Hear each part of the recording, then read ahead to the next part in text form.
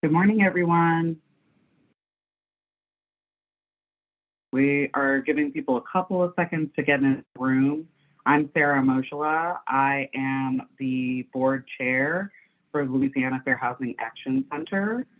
Before we begin, we'll hear from our interpreters about language access for the day.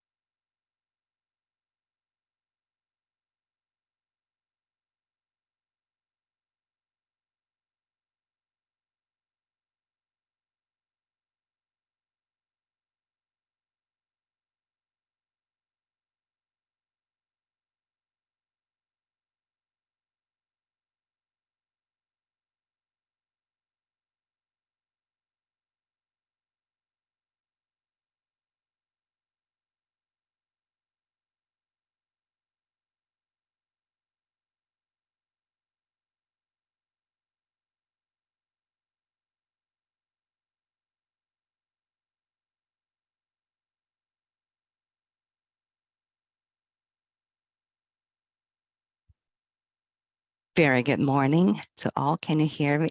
All right, we're on then. I am Denise Grimsley, a native of Sao Paulo in South America, and a small business owners of a language service here in Louisiana. I am so pleased to be here, and I'm also one of the interpreters that are here available today to interpret from English into Spanish. To access interpretation, please click on this little globe icon that you see at the bottom of your screen and select the language that you would like to hear. Enjoy it. Muy buenos días a todos que están aquí presentes en este evento. Soy Denise Grimsley. Soy dueña de una pequeña empresa de servicios de lenguaje aquí en Nueva Orleans y también una de las intérpretes profesionales que están aquí disponibles para interpretar para el evento de hoy. Es un honor estar aquí. Para que usted pueda acceder a la interpretación, por favor, haga un clic en este globito que usted ve aquí en la parte inferior de su pantalla y seleccione el idioma español. Que disfruten del evento. Muchísimas gracias. Thank you so much.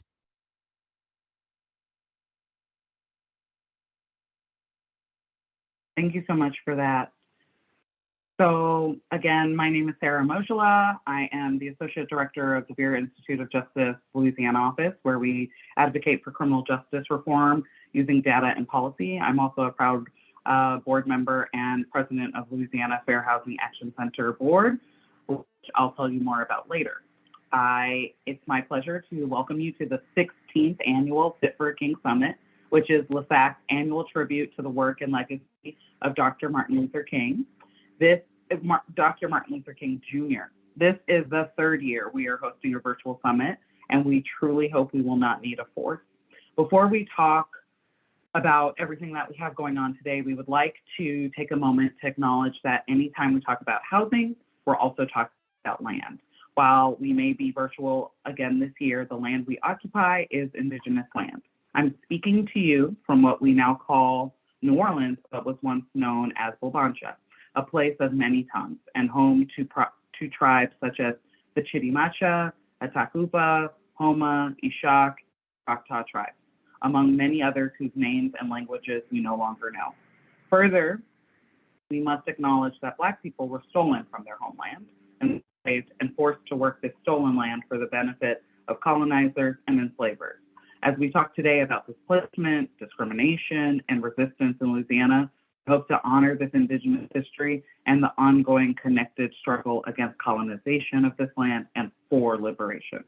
Our theme this year, Shocking and Inhuman, Connecting Housing, Injustice, Segregation, and Health Inequity, recognizes that our struggle for housing justice is interconnected with the struggle for health equity and that our movements are stronger together. The title honors Dr. Martin Luther King Jr., who famously said, of all the forms of inequality, injustice in health is the most shocking and the most inhuman. Our three panels today will explore that inequality, from infant and maternal health disparity to the disproportionate burden that mold, rat, leaks, and other health hazards at home place on Black communities and other communities of color, to escalating risks from climate disasters. As always, our panelists will share their expertise with us, and they will also give us concrete next steps to further our work in the next year. In addition to the three panels, we will present 2 awards, and we will then close with our keynote speaker, Linda Villarosa, all before lunch. You can see the full agenda at fitforaking.org/agenda, and that will be in the chat. So I'm going to move to some housekeeping items. Please make sure to fill out your evaluations today. We carefully review feedback and use it to improve the event every year. And also, I'm just gonna really quick apologize. Someone is mowing the lawn near me. And so I hope y'all cannot hear that, but if you can, please bear with me. We will share a link to the evaluation at the end of the day. If you have to log out before the end of the program, you will see the evaluation pop up immediately when you log out. If you have any questions for speakers, please use the Q&A function at the bottom of your screen. If you have technical questions about Zoom or LaFac's work throughout the day, you can reach us by email at info@lafairhousing.org or chat LaFac staff in the chat. Now, before we get started, I would like to share a little more information about the Louisiana Fair Housing Action Center. Our mission is to eradicate housing discrimination throughout the state of Louisiana. We know that housing discrimination leads to segregation and that neighborhoods and communities are not treated fairly. Housing discrimination has to end if this country is ever going to achieve racial and economic justice. We work to end housing discrimination in several ways. LaFac's education and outreach team provides fair housing training to make sure people throughout the community know their rights and responsibilities. LaFac's policy staff work at the local, state, and national level to push for policies that make housing more fair and accessible to everyone. The enforcement team investigates complaints about fair housing violations to find out when and where housing discrimination is occurring. Staff also assist victims with filing administrative complaints and lawsuits to hold discriminators accountable.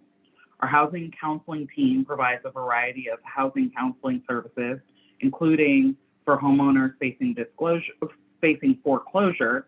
And lastly, LaFac added an eviction defense program during the pandemic to provide legal representation for residents facing eviction, including undocumented community members who may not qualify for other services. As I said, we do a lot and we do it really well. And I can say that as a board member, get to brag on this awesome team. We are a statewide agency that works in tandem with partner organizations and community members. We couldn't do this work without you, so thank you all. We would love for you to get more involved in our work through working with us to offer fair housing training to your staff, members, clients, or students, which is really actually one of the things that I love the most, because as a landlord, it is very helpful for me to know about fair housing and keep abreast of what's going on. Also, for folks who ask me, I can always send them to LaFac. So the making referrals part, apparently I'm really good at it. Providing input on policies that impact your community, that's the way that you can get more involved in our work. Alert us if you see housing discrimination in any form. Complete our action alerts or become a mystery shopper or tester. And you can read more about our work at lafairhousing.org, and that is also in the chat. Finally, we are excited about the wins of the past year, but we know we have our work cut out for us to protect these housing justice gains and keep pushing for housing justice across Louisiana in this new year. Your support makes that possible. We're asking people in our network to consider signing up as a recurring donor in any amount today. I am a recurring donor, and I can tell you it's very easy to do. Sign up today at lafairhousing.org/donate, and again, that is in the chat. I am now going to stop speaking, and I would like to introduce Kashana Hill, LaFac's Executive Director, an amazing person, amazing leader, who will be moderating the first panel. Thank you. Thank you so much, Sarah, and thank you so much for all of your service to LaFac. Good morning, everyone, and welcome to the 16th Annual Fit for a King Summit. I will, in just a moment, introduce our panelists, and we will begin today's conversation. I just want to take a moment to say that I'm so honored on behalf of the LaFac staff and board. I'm so honored to see so many friends with us today participating in this event. We know how much you all love and appreciate the Fit for a King Summit, and we always appreciate your presence and your partnership. We certainly hope this will be the last time that we have to do this virtually, and we are honored that you once again took time out of your day and what I know to be many of your very busy schedules to join us here this morning. So thank you, and as always, we appreciate you. As we move into our first panel, I do want to again say good morning and welcome. I'm Kashana Hill, and I have the privilege of serving as LaFac's Executive Director. I do want to remind you that there will be time for Q&A at the end of this first panel. And so please do use the Q&A function to ask questions rather than the chat. Please go ahead and enter those questions throughout the panel as they come to you rather than saving them until the end. And of course, we will do our best to get to them. Another reminder that you can see the full agenda, including all of the speaker bios at fitforaking.org/agenda. And I'll ask again for that link to be placed again into the chat. Now, our first panel is going to be fair housing as a reproductive justice issue. I'm so excited to introduce you to the two powerhouses that we have to share information on this topic this morning. Unfortunately, Dr. Denise Shervington is unable to join us as she is dealing with a lack of internet access because of the storms in the Los Angeles area. Of course, we would have loved to have had Dr. Shervington, but we do wish her well and hope that she is staying safe throughout the course of this weather event. So we have two panelists with us this morning that I will introduce to you. Latona Giwa, our first panelist, is a perinatal health advocate, registered nurse, and lactation consultant in New Orleans, Louisiana. In 2011, Latona co-founded Birthmark Doula Collective, Louisiana's largest doula organization and one of the only worker-owned cooperatives in New Orleans. In 2017, Latona co-founded the New Orleans Breastfeeding Center. Latona speaks, writes, and builds community around the intersections of birth justice, racial justice, parenting for liberation, and Black body politics. Dion Haywood is our second panelist. For more than 25 years, Dion has worked as a human rights defender and advocate for Black women, working class and low-income women, and LGBT communities in the Deep South. As the executive director of Women with a Vision in New Orleans, she led the organization after Hurricane Katrina in successfully challenging the crime against nature statute that was being used to criminalize street-based sex work, thereby securing the removal of more than 800 people from Louisiana's sex offender registry. Through Dion's relentless advocacy, she has grown Women with a Vision into a leading voice on Black women and criminalization in the American South, advancing community-led policy solutions on the international and national stages and at home in Louisiana. Latona and Dion, thank you so much for joining us today. I am so honored to have this opportunity to be in conversation with you both. As you know, I've had lots of experience with both of your organizations and have always appreciated the work you do and the leadership you bring to our communities. Thank you again so much for joining us today. Thank you for having us. Yes, thank you. We're honored. So first we'll get started with some questions for both of you. And again, to our attendees, if you do have questions for our panelists, please make sure to share them in the Q&A box. So let's start by setting the stage a little bit. Would each of you please share a description of what you consider to be reproductive justice, specifically if there are issues, specifically share whether there are issues included that may tend to be left out of typical reproductive justice conversations. You want me to start? Sure, if you'd like. Sure. So I think when people talk about reproductive justice, there is some confusion around repro justice and repro health, right? That repro justice includes reproductive health, but so much more, right? It is the right to have children, the right not to have children, but also the right to have a safe community in which to raise our children, right? And it is inclusive of criminalization, housing, racial justice, just all the things that we really want. I consider reproductive justice to be the way forward, right?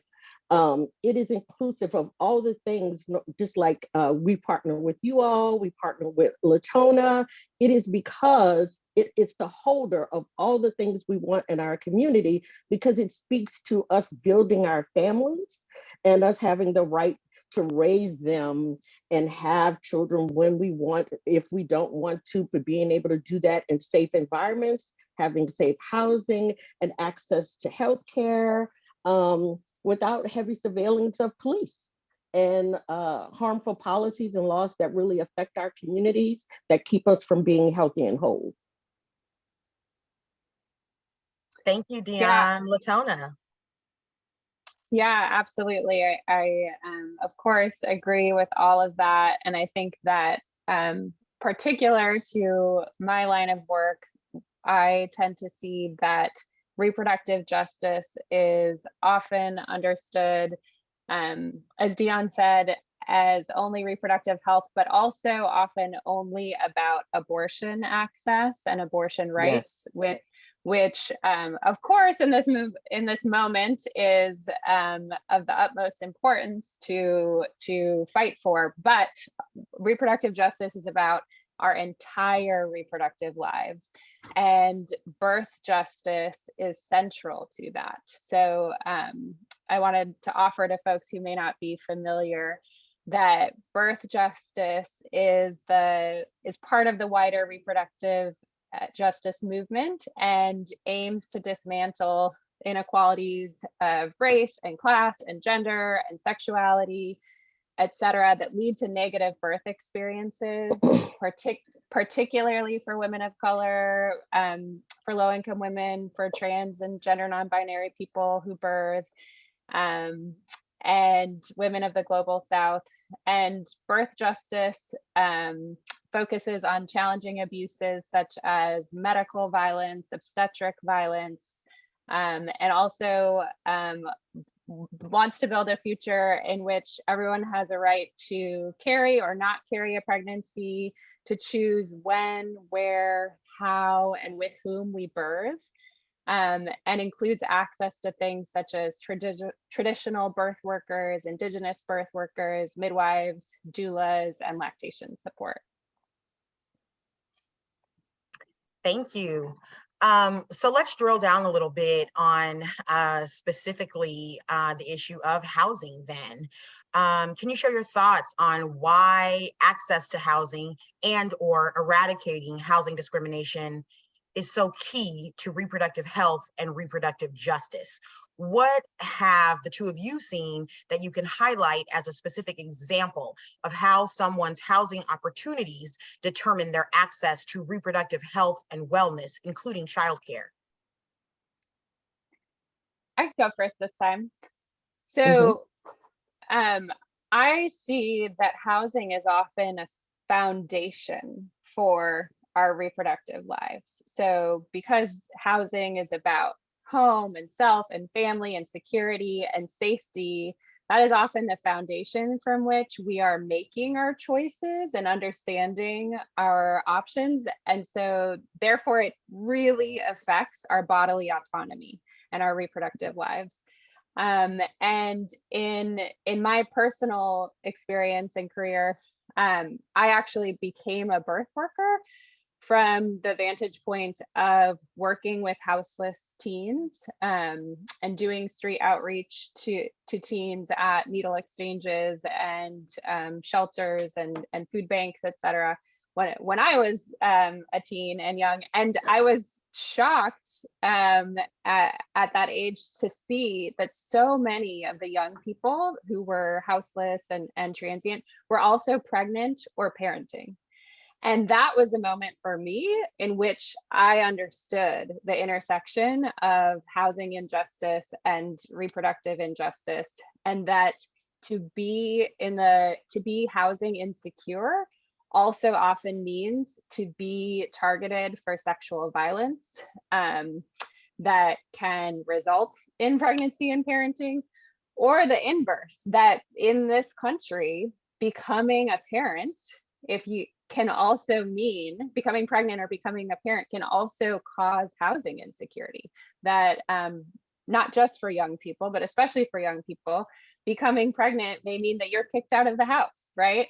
And put in a position where you may be having to exchange sex for housing or other vulnerable positions, right? And so they are very, very interconnected. And that's actually what led me to become a doula and to start this journey. And I'll give one other example. I worked for a while as a home visiting nurse for the state of Louisiana, visiting with families from pregnancy until the baby would turn 2. And doing home visitation taught me so much, again, about this intersection. And one particular example comes to mind. I served on a state committee addressing policies around safe sleep to prevent infant mortality and infant sleeping deaths. And we saw how for parents who are trying to make the best choices to raise their children in safety and dignity, if they don't have access to secure housing, if they're going from home to home to home, or they don't have enough space in their home to have something like a crib, right, to have a safe place for the baby to sleep, then they're more at risk for experiencing the devastating occurrences of infant sleeping deaths, right?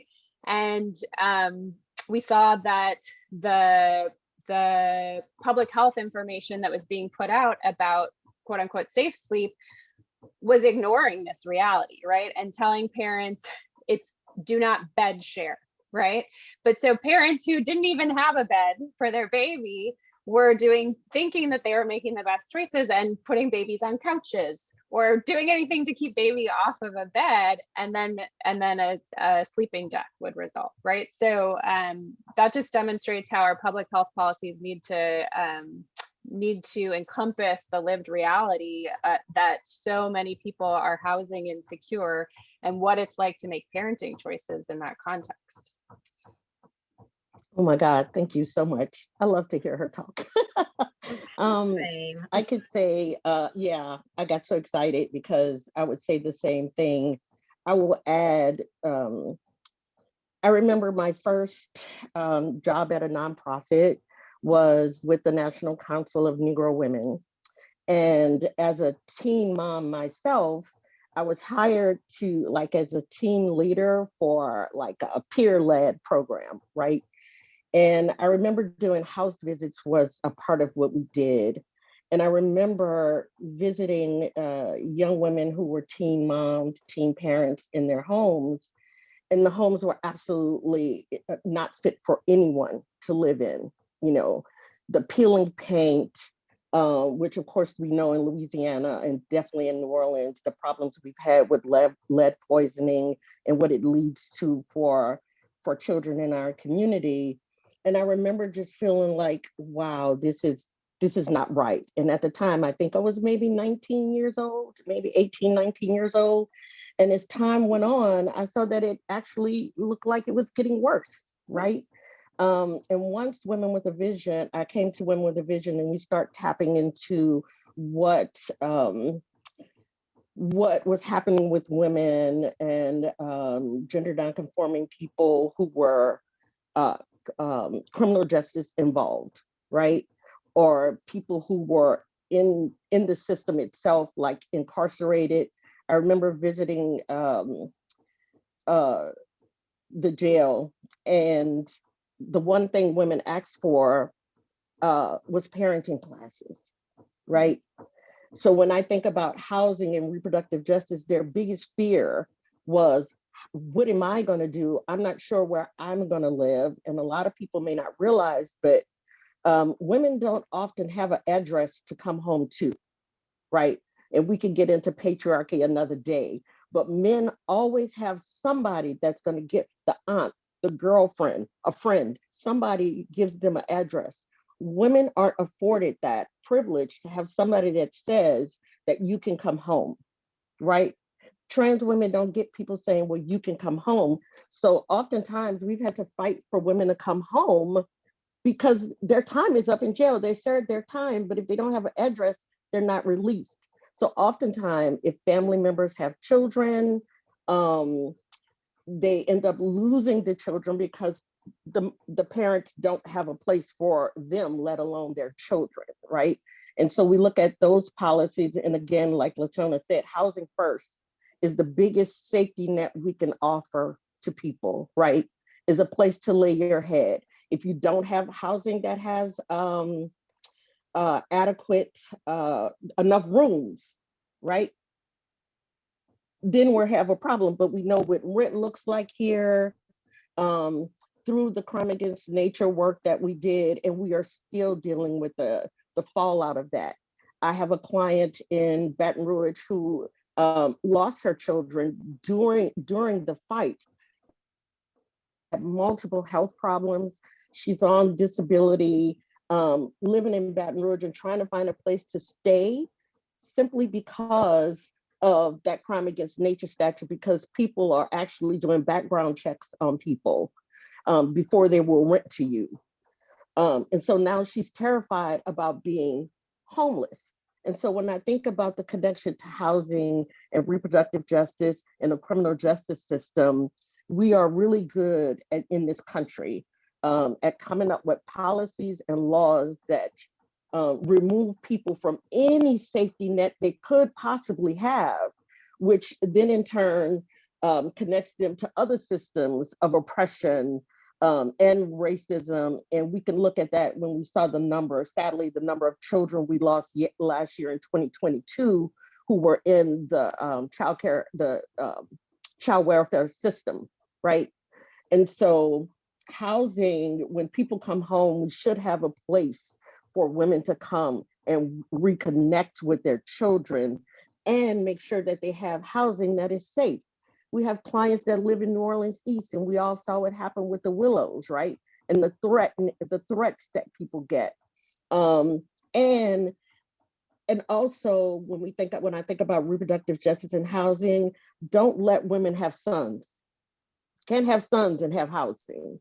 It's a big issue we've seen at Women with a Vision, where people are making reports to HANO for people who are on Section 8. The children was making noise in the backyard. They need to be moved out. Or people trying to remove people from neighborhoods, right? And so I think that it's why I love the work of Christiana Fair Housing, is because, and LaTona, we've all worked together and trying to change these policies and getting people to understand, if you want to change the conditions in our community for everyone, it means getting rid of some of these policies, right? And so I'll stop there, but I really think it just has to do with people think poor people, birthing people, especially if you are Black and people of color, that you don't deserve anything good. And we have to really work to change, one, the people we put in office who think that way, and people in our community who think that way.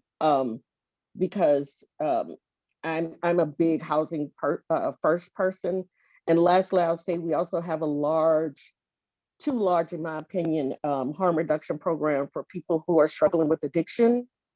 And oftentimes the reason people come to Women with a Vision is because they're afraid to go somewhere else because their parents but we also work with them. We don't just give them like clean syringes and all the things they need to be safe around injection drug use or overdose, but we also make packets for Pampers and baby food and gift cards for something they may need. A lot of our clients get arrested or lose their housing because they were stealing diapers and baby food, right? And so we have to think about what's happening in our community economically, and why, if people had safe and affordable housing, how that first step would change people's lives drastically. Thank y'all so much. So I do want to kind of follow that thread a little bit further, you know, and getting to this idea of partnerships and connections. Y'all have both spoken about how you make these connections in your work, how you tie, you know, some of the most essential parts of living, right? Sex, birth, childcare, to a clear understanding that nobody should be doing any of these things in an unhealthy or an unstable environment. And so what I'd like to know is, do you have any suggestions around how the rest of us can get to that place, right, where we are making those connections? And I want to specifically think about this in terms of the people who are working in maybe the housing space, right? I know we have a lot of colleagues on the webinar today who may be fair housing advocates or lawyers. And I'd really like to know if y'all can share sort of any suggestions around how the rest of us can get to that place where we are able to make these connections if we're not already there, and how we can go beyond our quote unquote areas of expertise to really embrace this holistic vision.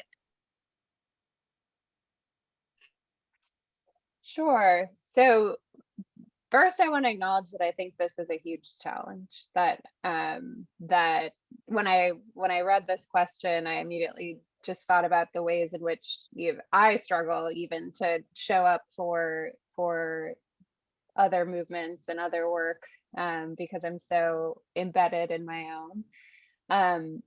I do believe truly that if each of us from our positions in social justice movements centered Black mothers and the experience of Black mothers, that would direct us to where we're trying to get.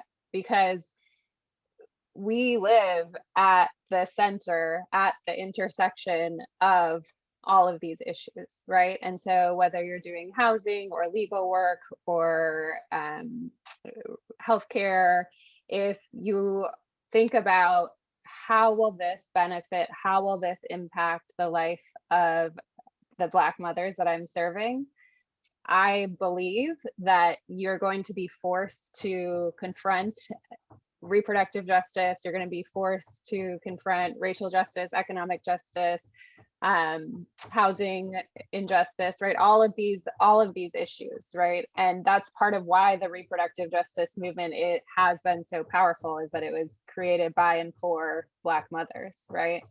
And in so many of our movements, it's Black mothers who are leading it. And I believe that the housing movement is the same, right? We're taking care of everybody. And so we deserve to be centered in this work. And I know for me, if I'm doing a lactation visit, if I'm doing a client care, when I center the whole experience of the Black mother that I'm working with, then I can't just talk to them about birth or breastfeeding. I'm talking to them about about healthy relationships, relationship violence. I'm talking to them about how their family is impacted, the incarcerated individuals in their family, their healthcare, their housing, policing, etc. Food justice, right? So I guess that's my challenge for everyone.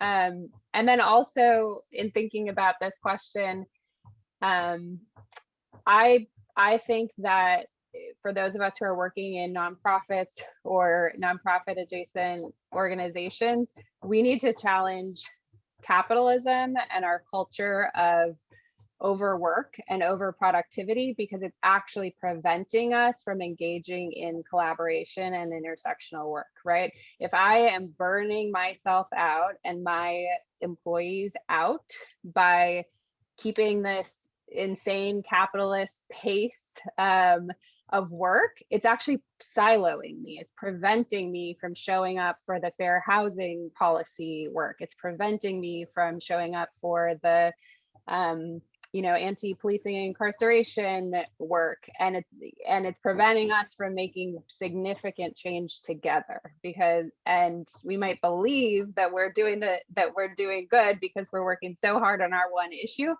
But I think that we need to step back from that and actually create space so that we have the energy and the time to support each other's agendas. Oh, thank you so much. Thank you. I love her. Thank you.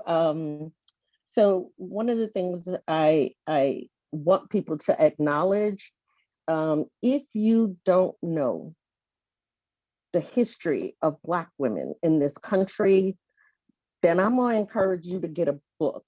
And I don't mean that in a rude way, but understanding the history of Black women, the breeding of Black women, the killing of Black women, the allowing Black women to die, and not having autonomy over ourselves, that we are seeing this again with Roe. And often, if you are not clear, please reach out to Women with a Vision, reach out to Latona, and we will help you. We will help you understand what this moment means for us. So I think that's one piece, is the history of how Black women have been treated throughout history, from the time we set foot on this land to now, is often the same. We just have advanced in other ways, right? That's number one. Number two is shame and stigma is killing us. We have so many people who are in positions of service work to community, but really you think community is not worthy. You don't think they really need anything, and you dismiss them because they were using drugs. You dismiss them because they may still be using drugs.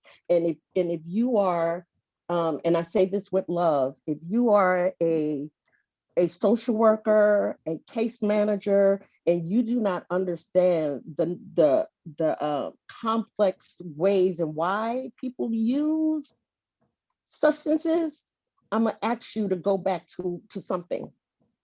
I have to ask that because I see it. And then I have to make calls to people and say, hey, this is Dion Haywood, Executive Director of Women with a Vision. I should not have to call and say who I am to a case manager or to the case manager's boss to get you to treat somebody with respect. That's number one. Number two. And I'm also going to say that we have to stop using white supremacy's language against each other and the way of thinking, right? That internalized racism, internalized judgments that we have about people that don't live like us, right? And as a person who was born and raised in the city of New Orleans, I have experienced violence. I have seen it. I have lost so many people to it. I have family members that have been incarcerated. I am a New Orleanian, and all of these things are a part of us. And so if we really want to change what's happening in our community, you can look at the whole person, but in looking at the whole person, can we look at them without judgment and understanding that New Orleans and the state of Louisiana has never put its people first. We live in a country that hasn't put the people first. And all the things we're seeing in New Orleans, we've seen in other cities.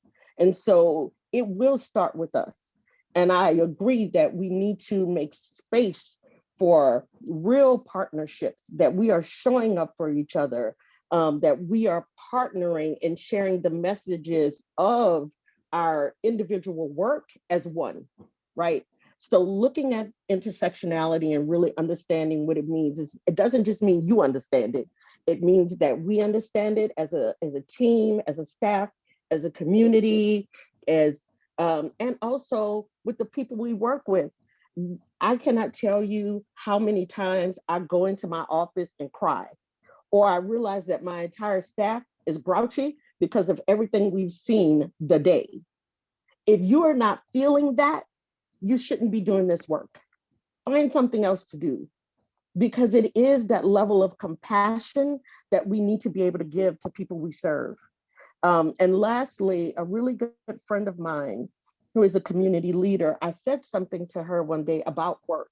And she said, girl, you know, Black people struggle with unconditional love because for decades, we didn't know what that was. We're just getting to that.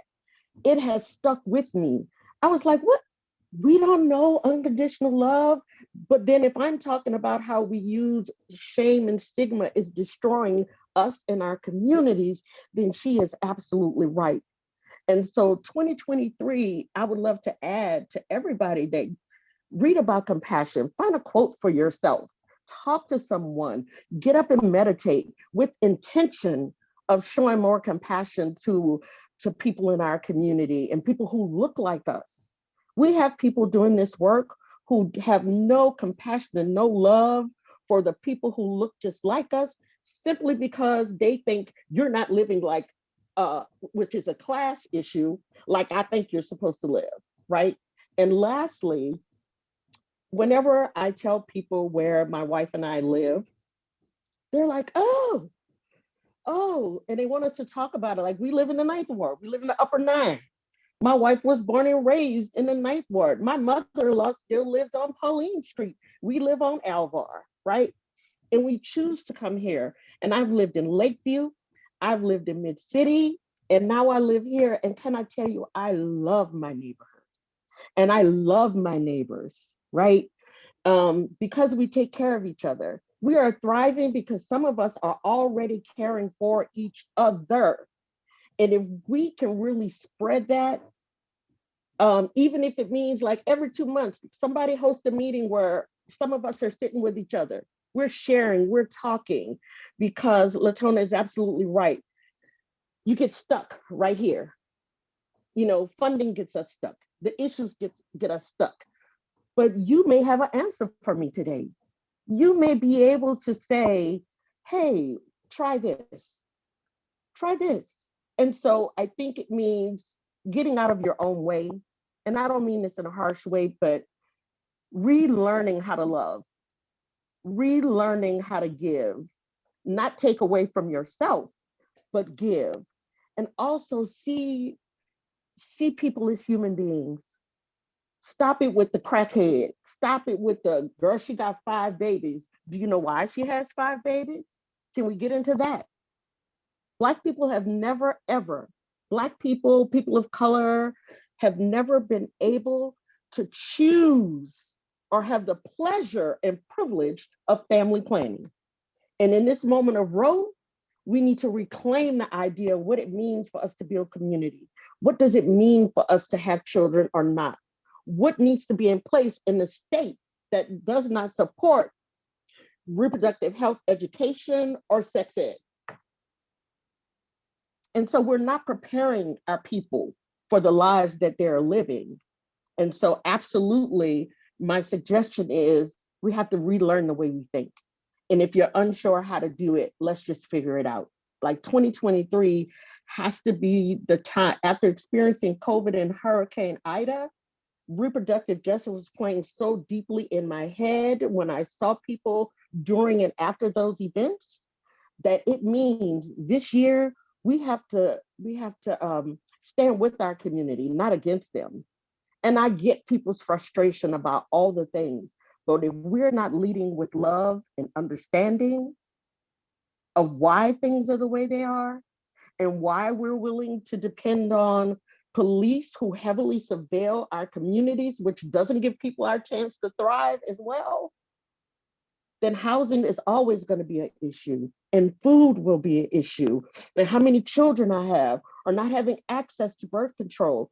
All of these things may not be your primary focus, but they are your focus because it's the lives of the people we serve. And so I would simply say, step outside of yourself. Let's learn to unconditionally love the people we're serving. Don't just get that check because that's your job. And if you feel ineffective in your job, please leave. I'm sorry, please leave. Let somebody come in who's hungry for change, who wants to see people thrive. And I'm going to leave people with this last thing. When we do the Black Mamas bailout, right? We had a young woman, we were all at Women with a Vision at our old office, sitting on a porch waiting for our Uber Eats delivery. And a young woman came up and she delivered the food, and she was just so friendly. We was like, extra tip. And she said, y'all don't remember me. And we were like, no. I said, I don't. She was like, well, thank you. Y'all bailed me out for the Black Mamas bailout. I feel emotional. But she said, I am doing well. I got my child back and I'm working and I'm doing well. That is what we need to hear. That is the motivation for change. That is what all of us should get up every day and walk into our offices and feel that we want to hear. I didn't know the young woman because as ED, I'm probably not the one who showed up, but making sure my people showed up for her and treated her in a certain way is what is necessary for us to move forward and have true liberation. Thank you so much to both of you. That just feels totally inadequate. And as we get ready to move into the Q&A for the last few minutes, I do want to remind the attendees that if you do have questions, please post them in the Q&A box. But I wanted to share from the chat, Sarah Amojola's remarks that she has such deep admiration for you both, specifically for Latona and Birthmark. She says, without whom she would not have had such an informed pregnancy and birthing experience. And for Dion, who has taught her most of what she knows about reproductive justice and intersection of race, among other things. And I know I certainly have similar sentiments, and I know there are people on the call whose lives your work has touched.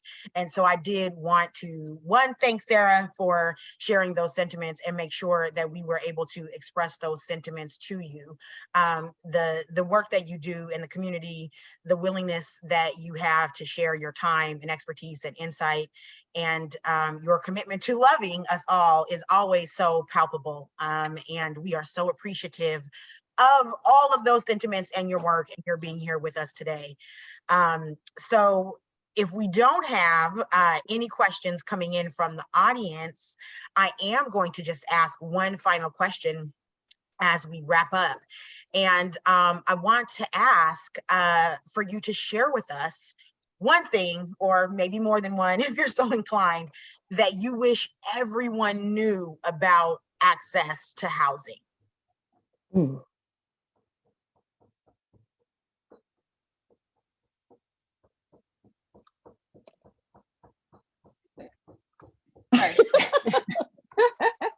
I can go.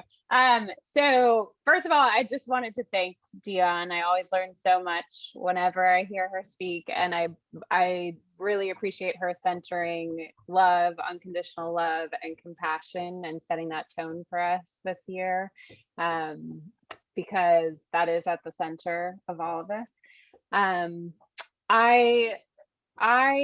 The thing that I just have on my mind that I'm just going to say is cash. And I know that's not exactly the question you're asking, but as a strategy at the intersection of these two topics that we're talking about today is cash and direct cash payments. This is, I think, where we all need to be focusing when asked for one strategy. We need to get our legislators, our policymakers, our funders to understand that the time for red tape and bureaucracy and hoops and barriers is over. Just get people money, trust Black women right? Trust us to know whether we need to spend that cash on rent or an abortion or childcare or diapers or self-care, right? And instead of trying to build these elaborate solutions that impose rules and regulations that are not in alignment with people's lived realities, right? We don't know. I don't know what my sister is going through. She does. So let's just give her cash. I love it. Can you ask me that question one more time? I got caught up. It was an answer that could get one caught up. I understand. Right, And right. thank you so much, Latona. So the question is, what is one thing or more than one thing that you wish everyone knew about access to housing? So I will personalize it for people because sometimes that helps, right?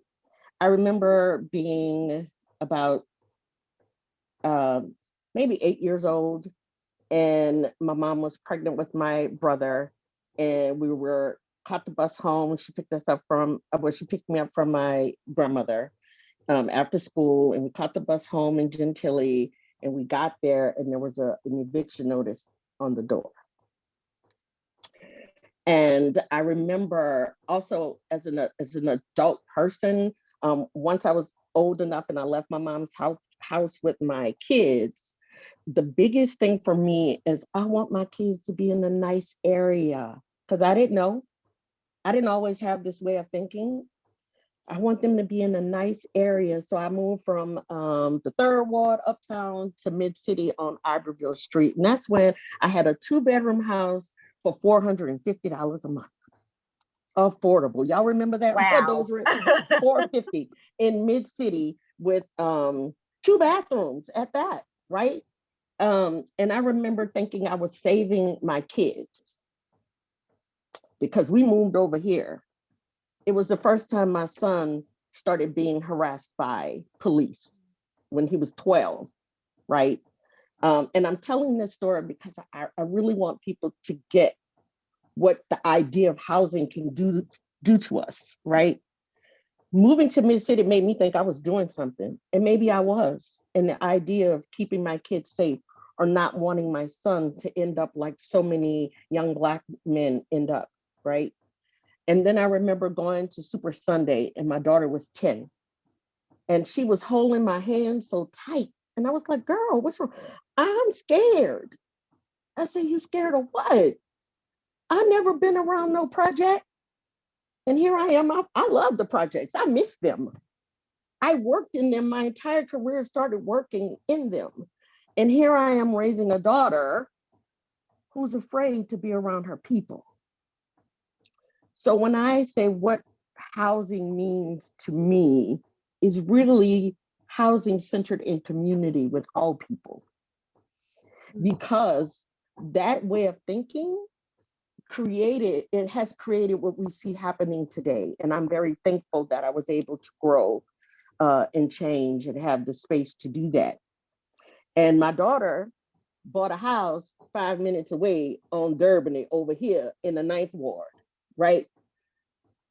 And all that to say that it's enough for all of us.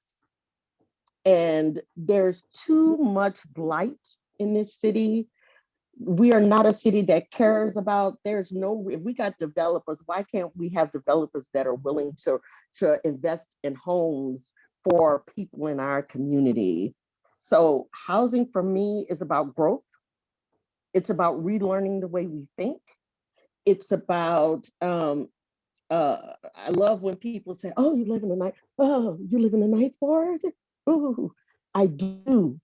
Oh, you're not afraid? Nope, my car's never been broken into. Right? Like Shaquita and I just had that experience with someone white, because I dare Deon Haywood, live here, right? So housing isn't really, I'm just going to say, about getting out of our way. And I'm like Latona, like, look, stop believing that people are going to do the worst with money, especially if we have a community of people who never learned how to manage money, because again, nobody's teaching us that, right? I've had to file for bankruptcy in the past, because I didn't know what to do when I got my own house. So housing for me is always housing first, but also making sure that people have cash and the ability to learn how to use it and make the best choices for themselves. I often think that if I didn't have the people in my life that gave me a chance or taught me something or encouraged me to do something, then where would I be? So I want that kind of thing first. Because we always think of housing as getting away from people. And I want to encourage Black people to get in your own neighborhood. I'm sorry, it may not sound clean to some, but get in your own neighborhoods. It's nothing wrong with going back, because what we do then is rebuild and offer up the sense of togetherness in a way of thinking that can be shared. But if you keep removing yourselves from certain areas because you think those people are so horrible, those people are my cousins. Those people are my aunt, right? It's the same thing I would say about sex work. Sex workers are your cousin and your mama and your aunt. It's a way to care for community by being in community. I don't know if I answered your question, but that's what came to mind for me with that question. You know what, Dion, you actually not only answered the question, but I think you really provided, and you didn't even know you did this, a perfect segue into the next panel, right? And so this is really just a sign of your brilliance and Thank the you. clarity that you bring to any moment, to any space, and to your work. And I know you and I have had these conversations before, as I live very close to you.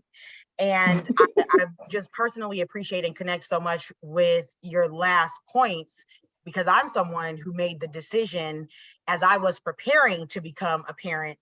I made the decision knowing that I would be raising a Black child in New Orleans. I made the decision to leave a predominantly white, well-resourced community, because safety for me looks like being in a community where the neighbors will not be afraid of my child. Right? Absolutely. Absolutely. And so there are all these different things that those of us looking to access housing, even when we have resources, we have to consider. It's a complicated, nuanced dance and conversation that we have to do. And that is frankly just part of existing as Black in this country, right? Absolutely. Yes. And so I really thank you for drawing another connection. And so as we prepare to move into the next panel and bring our panelists up, I just want to again offer our sincere thanks and appreciation for your time today and for all the work that you continue to do. Again, we're honored to have had you with us today, and we very much appreciate your insight and everything you continue to bring to our communities. Thank you again. Thank you so much. Love you all. Thank you. We are now going to move into the first award for the day, and then we will continue with a panel on the limits of homeownership as a strategy to build Black wealth. At this time, I will turn things over to LAFAC's legal director, Sarah Carthen Watson, who will present today's first award to a LAFAC client. Sarah? Thanks, Kashana. Good morning, everyone. I'm Sarah Carthen Watson, LAFAC's legal director, and I am honored to present the award for courage to our client, Clifford Lee Osborne III. And I'll tell you a little bit about Mr. Osborne's story. He uses an assistance animal, and just for some context, a large number of the calls that LAFAC receives are for people with assistance animals, emotional support animals, service animals, and things of the like. We see a lot of discrimination against people with disabilities who use assistance animals and service animals. So Mr. Osborne approached a prospective landlord and informed him that he had a service animal or assistance animal, and the landlord said, "No problem, you should be good to go," and they moved in. Shortly thereafter, Mr. Osborne and his companion were subjected to really incomprehensible ridicule and abuse as a result of having an assistance animal, which escalated all the way to the point of the landlord essentially kidnapping Mr. Osborne's animal that he needs to manage the symptoms of his disabilities, dropping it off and abandoning it on the side of the road, and eventually evicting Mr. Osborne and his companion. Thankfully, Mr. Osborne was able to contact LAFAC, and for the last couple of years, we have been working on his case in federal court. I'm happy to report that we recently secured a judgment in federal court in front of a very conservative judge who ordered a judgment in the amount of $90,000 inclusive of damages and attorney's fees. So as always, I said this last year when we presented this award, but it really takes courage to come forward after experiencing discrimination. A lot of people are upset, they're angry, they're hurt, and it takes a lot to report that discrimination and be willing to go through with what could be, a multi-year process to hold those people accountable. And so we are so thankful to Mr. Osborne and his companion who trusted us with their story, who trusted us to help hold this former landlord accountable. And we are so thankful that we were able to achieve this outcome for him. So I haven't seen him. Mr. Osborne, if you are on, feel free to unmute. He's not on. Okay, well, we will be mailing the award to Mr. Osborne. And again, we thank Mr. Osborne and all of our clients who trust us with this work. And next up, we will have our Director of Homeownership Protection, Jaslyn Duncan, who will moderate the next panel.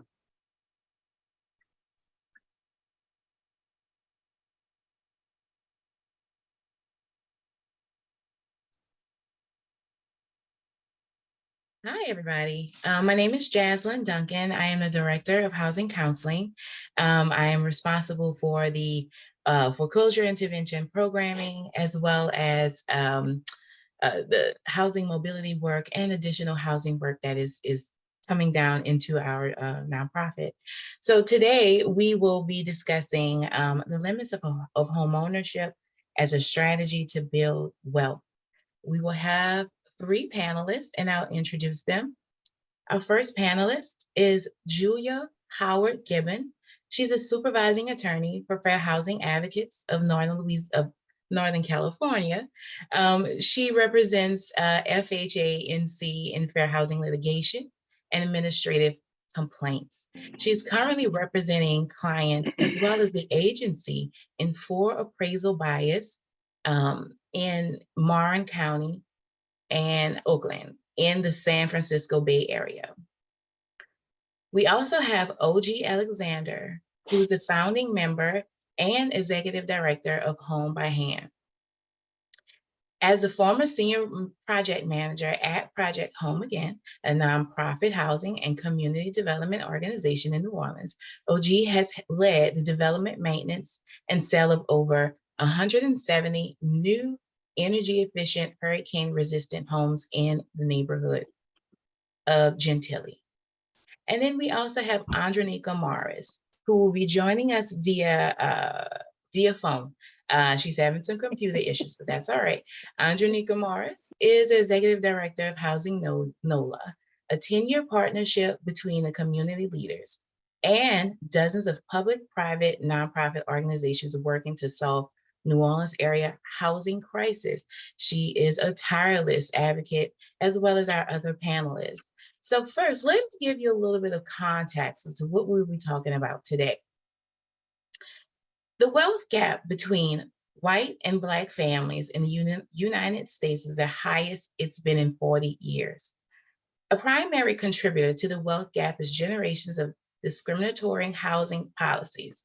So it's not surprising that it's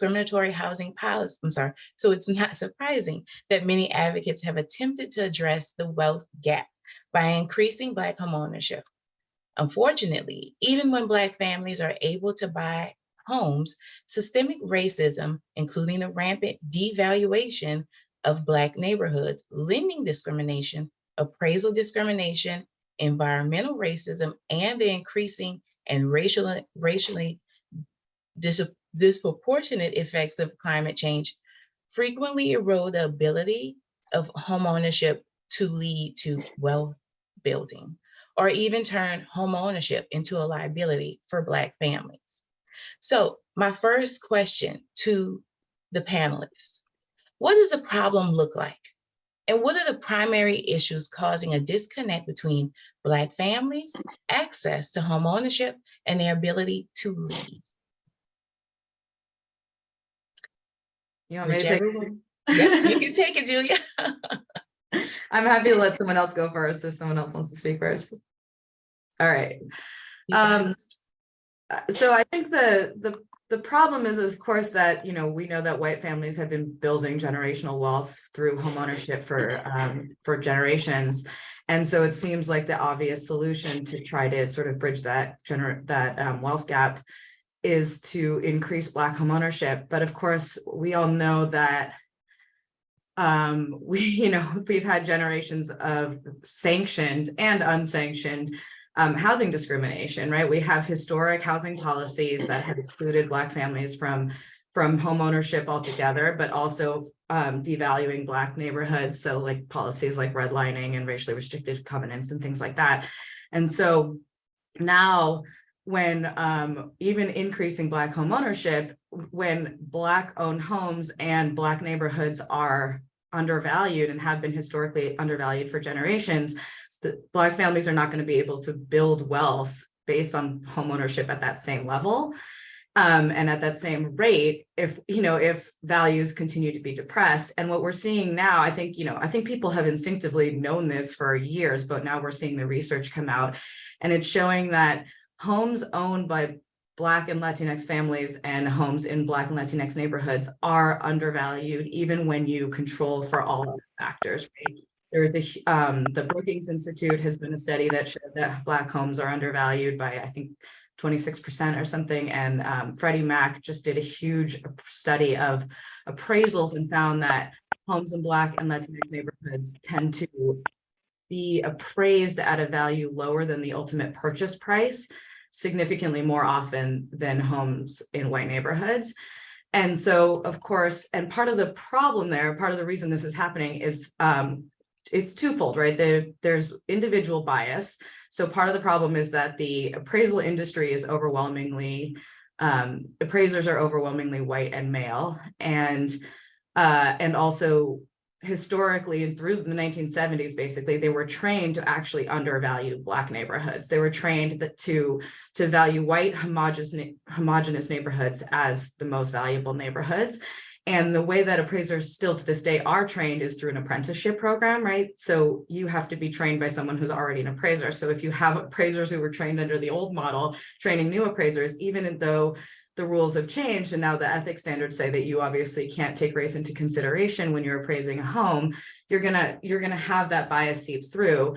And also, the way that appraisers are trained to appraise homes is that they're supposed to put themselves sort of in the shoes of this imaginary, buyer, the person that they think is going to be interested in the home, and think about what is going to make that buyer want to buy or not buy, or what is going to value the home in terms of, would this buyer not want to buy the home or want to pay less if it doesn't have parking or if it's near a school or whatever it is. And so they have to create this imaginary buyer in their heads. And research shows that there are basically racialized assumptions that appraisers are making when they're thinking about that imaginary buyer. They're thinking of a white buyer, and they're making the assumption that white buyers want to live in homogeneous white neighborhoods, right? And they're making the assumptions that when white people move into a neighborhood, that makes the value of the neighborhood higher. And so when you have all these underlying assumptions, you're going to have bias seep in to the process.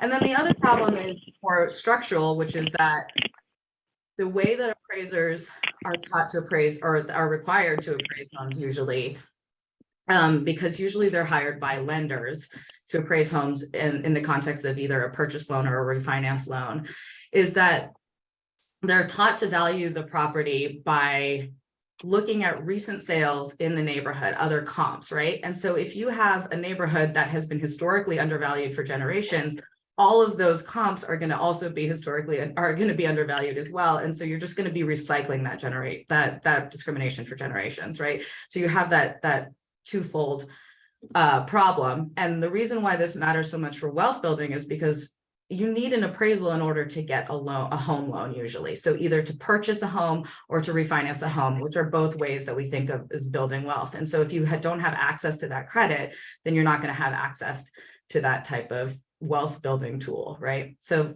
that's my perspective. I'll pass it to somebody else. Thank you so much, Julia. Yeah, LG. And I'd be happy to respond. I agree with everything that Julie said. We've actually got the historic systemic racism in housing. We've got devaluation of neighborhoods. We've got the issues with the appraisal industry. But I think that I would kind of like to talk about a different approach, or maybe possibly a different way to think about wealth and housing. I think first, and I really wanted to kind of like build off of what Haywood said in the last panel.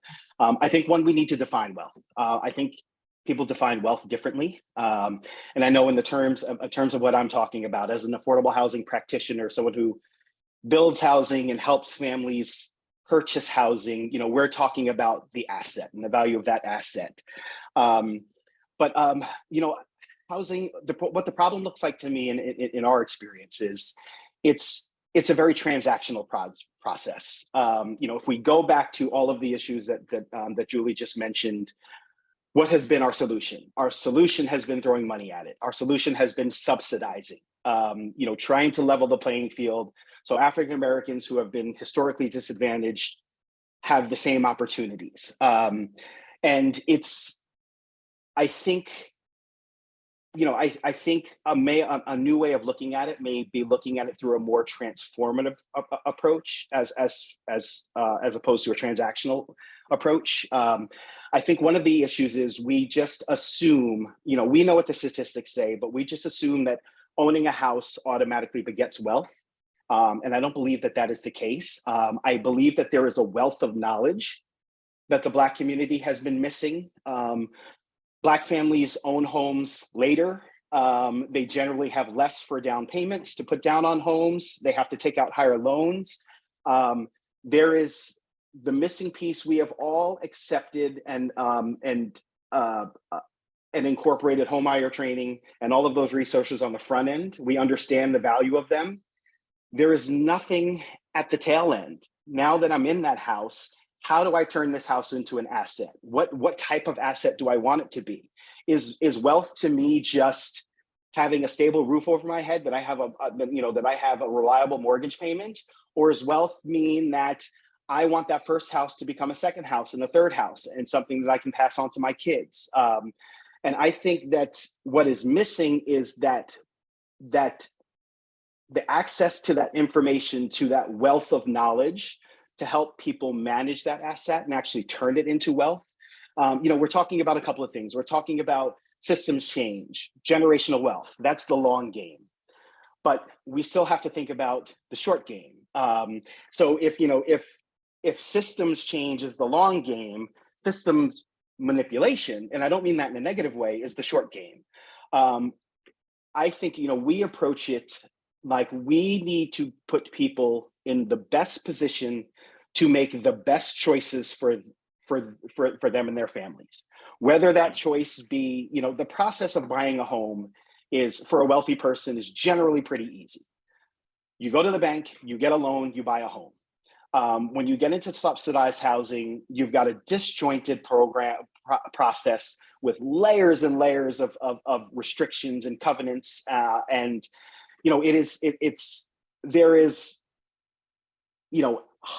there can be hundreds of hours of work of getting somebody, a moderate income, a low income family, into a home, just getting them to the finish line to owning the home.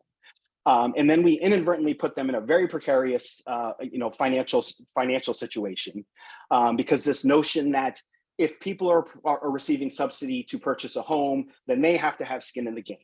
So, if we define being, cost burden, that spending 30% or more of your income on housing expenses, we push people up to 29.9%, the most that they can possibly afford on paper.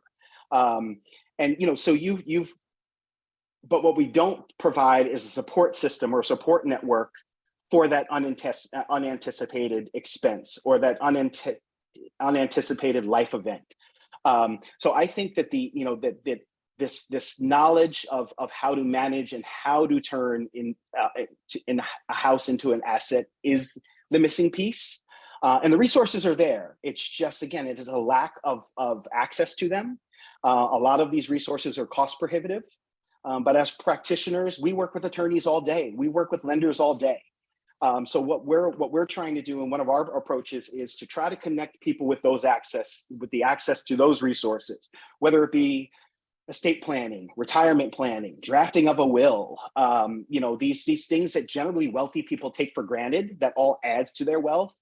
that folks, don't know that they need until that unanticipated event happens, and then they're already behind the 8 ball. So I think that, looking at it from, again, from a more transformative, from an educational and providing resources to help people turn that asset into wealth is what the problem looks like to me.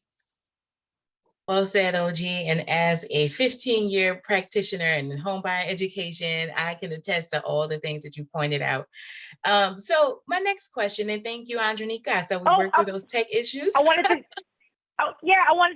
jump in on this question too. Okay, go ahead. I'll be quick because it's really simple. Julia and OG hit the high points, but I want to kind of drive the point home that one of the big problems that we have is that we don't do for African Americans and Latinos and other minorities what we did for white people to build wealth, right? That's the big headline and summarizing about what Julia and OG just talked about, is that instead of acknowledging one of the foundations for the racial wealth gap being home ownership, we don't go back and look at what happened to actually create this. We continue to embrace the fallacy that somehow white people just figured it out. No, it was figured out for them. Number one, with the GI Bill and the Homestead Act. And instead of replicating those programs we have and we've only started doing this in the last 30 years. So that's the other thing. You're talking about something that was done for white people about almost over 80 years ago, right? And how that time has walked forward and created generational wealth. We have only even begun to talk about closing the racial wealth gap with home ownership for African Americans and other people of color in the last 30 or so years. And instead of you being buttressed by those twin stereotypes of the model minority and the welfare queen stereotype, we have pushed people of color, particularly African Americans, to work for the American dream in a way that white people simply did not have to.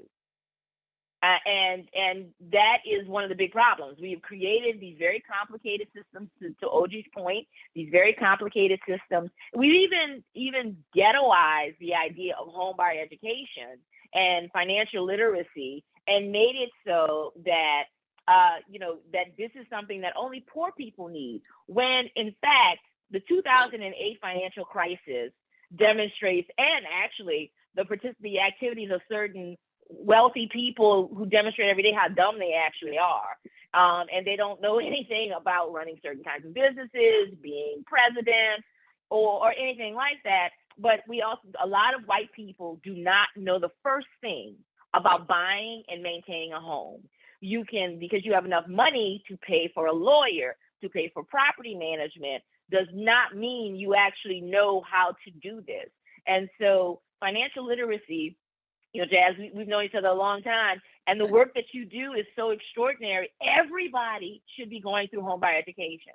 So we have to stop taking the terms like subsidy and financial literacy and making them things that only poor people need, when in fact everyone needs them. And we need to create a system that recognizes that this is a skill that you need to have, that needs to be developed. And then we also need to talk about truly creating programs that close the gap for people of color. Some of the nonprofits we work with, some of the nonprofits on this call, actually do that inside of their work. They are not properly supported. Some of the nonprofits on this call, they're not properly supported. They're not given the resources to do that work. That's something that they have to go out and raise additional money for to help people do that. Anything from buyer pool development to a home buyers club that's run after people close on their houses. That's something that nonprofits do on their own. CDCs do on their own. And it's something that should be a part of the system of leveling the playing field, particularly when our government at various levels, be it city, parish, state, or the federal government, decides that they want to close the racial wealth gap. They've got to listen to nonprofit leaders who know how to do this, instead of figuring out ways to give them as little as possible to do the work that they're pledged to do. Thank you for that, Andronika. And so we've talked about the problem. So let's talk about the strategies. What are the strategies that can mitigate these issues or factors? And what have you seen working in your community and what problems have arisen? I mean, I can start with this one already because this is, this is a kind of a short answer. Because again, we're talking about a long game. If we're talking about wealth, you really need you need a large data set. I personally have been working in single family affordable housing for home ownership in New Orleans for about 15 years now. And, what I know, I think what I know can work. And again, I'm getting back to this, let's call it stewardship. I'm getting back to this notion of stewardship. When we started as a charitable endeavor, where folks were actually gifted their homes after Katrina. So they didn't have a mortgage payment. They were responsible for paying their taxes, their insurance, and maintaining the home. We knew what that broke down to, about $325 a month, which folks at 80, 100, 120% can reasonably afford. What we found was folks were getting in trouble because they didn't have a mortgage payment every month. So they didn't have to put that money in escrow. So it became more of a budgeting issue than it did an income issue. If I didn't put that 1/12 of my insurance or 1/12 of my taxes away every month, and then that insurance bill and that tax bill came, that's where we found people were getting in trouble. And it was just a matter of budgeting. We also found that because this was a charitable endeavor, we informally provided that stewardship network. Call us. If you've got an issue, if you've got a question, call us. We're a resource. But what we found is folks were calling us when they were already in trouble. My house is going to tax sale.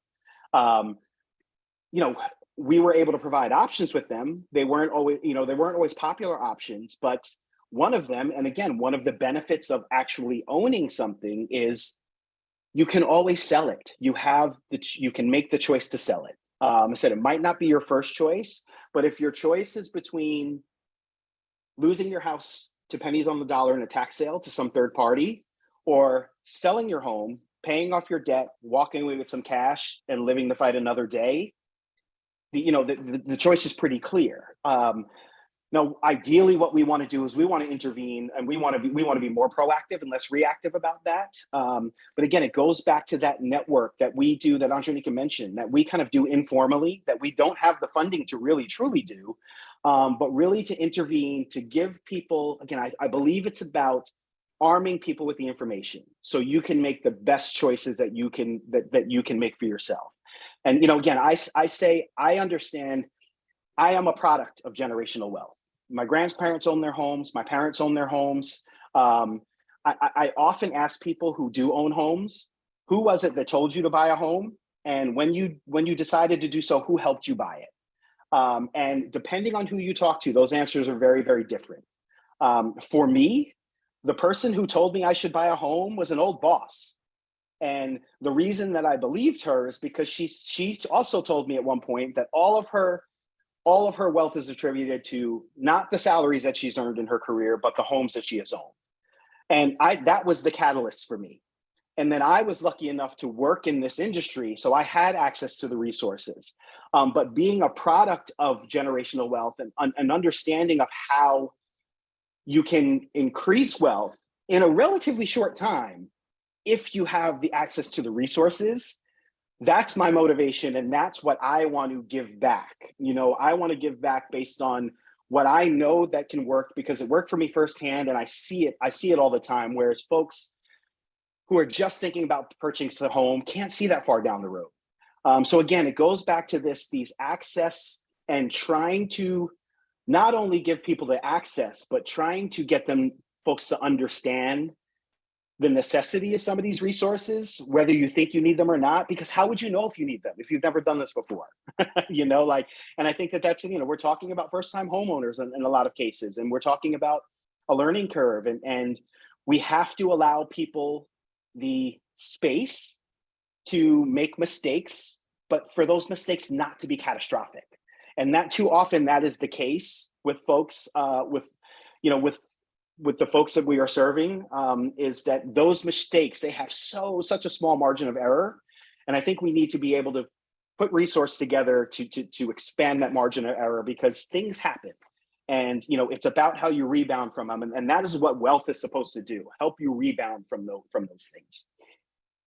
Well said. Thank you, OG. Julia, Andronika, any insight to that question? You can go first. Well, I muted myself. I double mute sometimes, so I didn't want to. I was amen and OG, so I had to stop myself from doing that.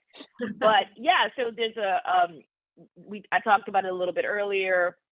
We've also got to really acknowledge how we allow the biases around the program. We at Housing NOLA, we talk about the concept of put housing first, because we truly believe, and we can prove, that our failure to address housing is one of the great civil rights challenges in this country. And we've seen it play out here. New Orleans is actually well positioned to really interrupt this cycle ahead of most other communities, mainly because of the devastation that we experienced between Katrina. And we can prove how programs intended to help Black homeowners don't actually work because of the racism inside the system. When you have someone, the Fair Housing Action Center is, you all have been so critical in leading the legal fights around the challenges around suing on behalf of the road home grantees, and showing how legally how the program was racially biased. It not just simply looking at the numbers and there really being consequences. That's also got to translate into policy, right? We've got to have our public officials examining their biases and controlling for them when they design programs. And this is, and we're seeing this happen time and time again with these programs, everything from the programs to rebound after the 2008 financial crisis. We've seen that African Americans across the country have been slower, and other people of color, but it's been leading amongst African Americans. They have been slower to respond to rebuild because the programs have not accounted for the institutional bias that is contributed by so many individuals when they're designing programs. And we're seeing it now as we look at disaster relief actually be held up and not being deployed because people are looking at Katrina and what's happened there and say, well, we don't want to replicate that. Don't replicate it. Recognize the, but they're like, well, we're gonna have to give them all of this money. Yes, you will. We've got to start having these very frank conversations. And this is something that all of us need to do, particularly those who work inside of the affordable housing industry and advocates and developers and CDCs and nonprofits, because some of us indulge in respectability politics, right? We start, like OG mentioned, we start talking about folks having to have some skin in the game, as opposed to understanding the opportunity, learning it, being afforded that opportunity, and not having, if they make a mistake, their lives be destroyed as a result of it. It should not be, the stakes shouldn't be quite that high when you're looking to really transform. We need to be meeting people where they are. And we need to recognize the part of us that is playing into white supremacy, right? That's saying that Black people, home ownership isn't working for Black people, so we should just give up on it and they should be permanent renters their entire lives. And instead of going, there's nothing, as Andre Perry says, there's nothing wrong with Black people that ending racism won't fix. Because that is the problem here. It's not that Black people can't handle home ownership, it's that the system has traps, has catastrophes expressly targeting people of color and African Americans explicitly. When those things work, these are not bugs, they're features. And so if we're not addressing those features, if we're not removing those features, and then we're just shrugging and going, well, and then we're holding up the exceptions, right? The people who make it through those programs. One of the best programs that you'll see around this here in New Orleans, and again, New Orleans is ahead of the game. The home ownership program run and started by the Housing Authority of New Orleans, the Section 8 home ownership program. That is a program that has extraordinary success and so you're working with some of the most vulnerable, vulnerable folks and giving them the chance to buy and giving them the support to buy and giving them support for an extended period of time before, during the buying process, and after. It has a built-in safety net inside of it. The homeownership program in New Orleans is seen as the gold standard for much of the country. It's not a program we're using as much anymore. It's not a program we're committing to as much anymore because, well, maybe we should figure something else out. Do we really think that Section 8 folks can buy houses? Of course they can. Can they be successful? Of course they can. Can it build wealth? Of course it can. But it requires that kind of comprehensive wraparound support, not simply, oh, here's some free land. Here's a soft second closing cost. Here's some education. And sometimes people don't get all of those things, right? We don't stack that capital. We don't stack that investment because deep down we're hearing from them. It's in the back of so many policymakers' minds, in the back of so many people, in individuals' minds is, well, we don't want to give them too much. Mhm. Yeah. I really appreciate what both of you guys said a lot, and I feel like that was a good transition. I think that from, I think that you guys are both totally right that some of this is going to come down to providing resources, right, to individuals because they've been excluded from those resources. What you said about the GI Bill, I think, is right on, right? We don't think about that as white welfare, but that's exactly what it was. And so, and then I think what OJ was saying about, not having sort of the resources or the information to deal with things when you make one mistake, or when, like, let's say you lose your job. One wonderful thing about generational wealth is, let's say you lose your job, you're probably not going to fall into foreclosure if you've got family members who can step in and help you pay that mortgage for a few months. And if you don't have that, then you're obviously going to have a completely different experience when the market turns, or when you lose your job, or when something happens, whether it's in your control or out of your control, right? And so that's another thing that exacerbates the gap, right? Is when we have these downturns like we saw in 2009, where all of a sudden the foreclosure rates skyrocketed and Black and Latinx families were disproportionately affected. That's a huge part of that is the fact that they didn't have that generational wealth to rely on. So I think that providing individual, resources in the form of money and information is super important. I also think that, I'm a lawyer, so it's like when your only tool is a hammer, every problem looks like a nail, right? I think that you can also, we can litigate some of these cases, right? Like that's what we're doing in the case of these appraisal discrimination cases, is trying to actually sue lenders and appraisers to not only to get some redress for our clients, because most of the harm here is not even financial. A lot of the times they're able to refinance through another lender or something else. It's actually, it's a dignity harm. And so we want to be able to bring light to this issue to make sure that people understand that it's actually real. Just getting people to believe that appraisal bias and appraisal discrimination was a real problem has taken years of media attention, right? And so I think it's important for people to know that they can call their local fair housing organizations and try to get some help if they think they've actually been the victim of, lending or appraisal discrimination. But then there also needs to be some systemic change, because no matter what you do on an individual level, if there's still systemic discrimination out there, that's going to be something that's going to constantly be depressing your efforts, right? And so I think that there are lots of things, I'm sure you guys have even better ideas than me, but in terms of just like sort of the nitty-gritty around the appraisal and lending industries, there's lots of things that could be done to sort of fix things on a systemic level. I think we really need to take a look at how appraisals are even done, or how appraisers are trained, the licensing process, to try to sort of change who becomes appraisers and how they're trained.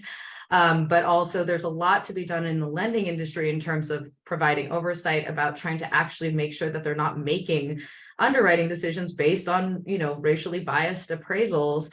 And then also the other problem with appraisals is that they're done by individual appraisers, usually by independent contractors. And so it isn't like lending data where we have access to the HMDA data, right, where we can see how lenders are doing compared to their peers. It's, appraisals are basically like it's a black box. We don't know what individual appraisers are doing. And so we need to create some system where there's more transparency, where we can see what's actually happening. You know, the only reason Freddie Mac was able to do this massive study is because they're a lender. And so they have access to all of their appraisals. And so they were able to look at their own data, but nobody else has access to a huge data set like that. And then finally, I think that the lending and sort of the appraisal management companies need to reform their internal processes around how borrowers can challenge an appraisal, right? Because right now the process is completely ineffective. If your appraisal comes in too low and you think there's something wrong with the appraisal, you basically tell the lender, I think it's too low. They say, okay, you know, throw us a few comps that you think the appraiser should have used instead. They send it back to the original appraiser. The appraiser looks at it. You know, 99% of the time they say, I think I did a great job, especially if the lender says, hey, this person thinks that your appraisal was racially biased, right? What incentive does that appraiser have to then change their valuation, to increase their valuation? That's just an admission that they were being racist, right? Which no one, but particularly no white appraiser is ever going to do. So then they just say, no, I think I did a great job. They rubber stamp it, the lender rubber stamps it, and then everyone goes on with their lives, right? There's no meaningful process for review right now for most lenders in terms of trying to make sure that they're not relying on racially biased appraisals for their underwriting decisions. So I think that's a huge sort of industry-wide change that needs to happen. And some of that might come out of these litigation, and some of it is going to have to happen on a broader policy scale. Thank you, Julia. So we've talked about the problems, we've talked about the solutions. What are alternatives to homeownership that would increase Black families' access to opportunity and prosperity? And are these alternatives worth pursuing? I know I prefaced my last response with this is going to be a short answer, but this one truly is. This is a tough question. The only thing I came up with entrepreneurship. I mean, at the end of the day, we're talking about capitalism. We're talking about we're talking about ownership. I think we can all agree that, you know, if we're talking about wealth, ownership of something is going to be the driver. But again, like owning a home, like any business venture, there's a degree of risk. I think the difference is, you know, wealthy folks are in a position to be able to fail. We get back to this, you know, the consequences of failure, or the consequences of where people who don't have wealth have, don't really have that option. So again, it gets back to resources, it gets back to support. But the only thing that I could think of that would be even on the same plane would be, you know, owning your own business. Again, I've seen firsthand. I've worked with contractors and worked with vendors who, you know, just the whole world of borrowing against your business and writing things off. I mean, it's insane. And you know, when you're looking at people buying trucks and people buying equipment, you know, and leveraging their businesses to do that, you know, I think that's the only alternative that I can think of. Mika, Julia, your insight? Sure. So I will say that it's an interesting question, and because I think I started to talk about it a little bit earlier, that there's a desire to look away from this because it's not working, to turn away from homeownership is not working. Well, we just laid out why it's not working. So before we pump the brakes and say, let's look into alternatives.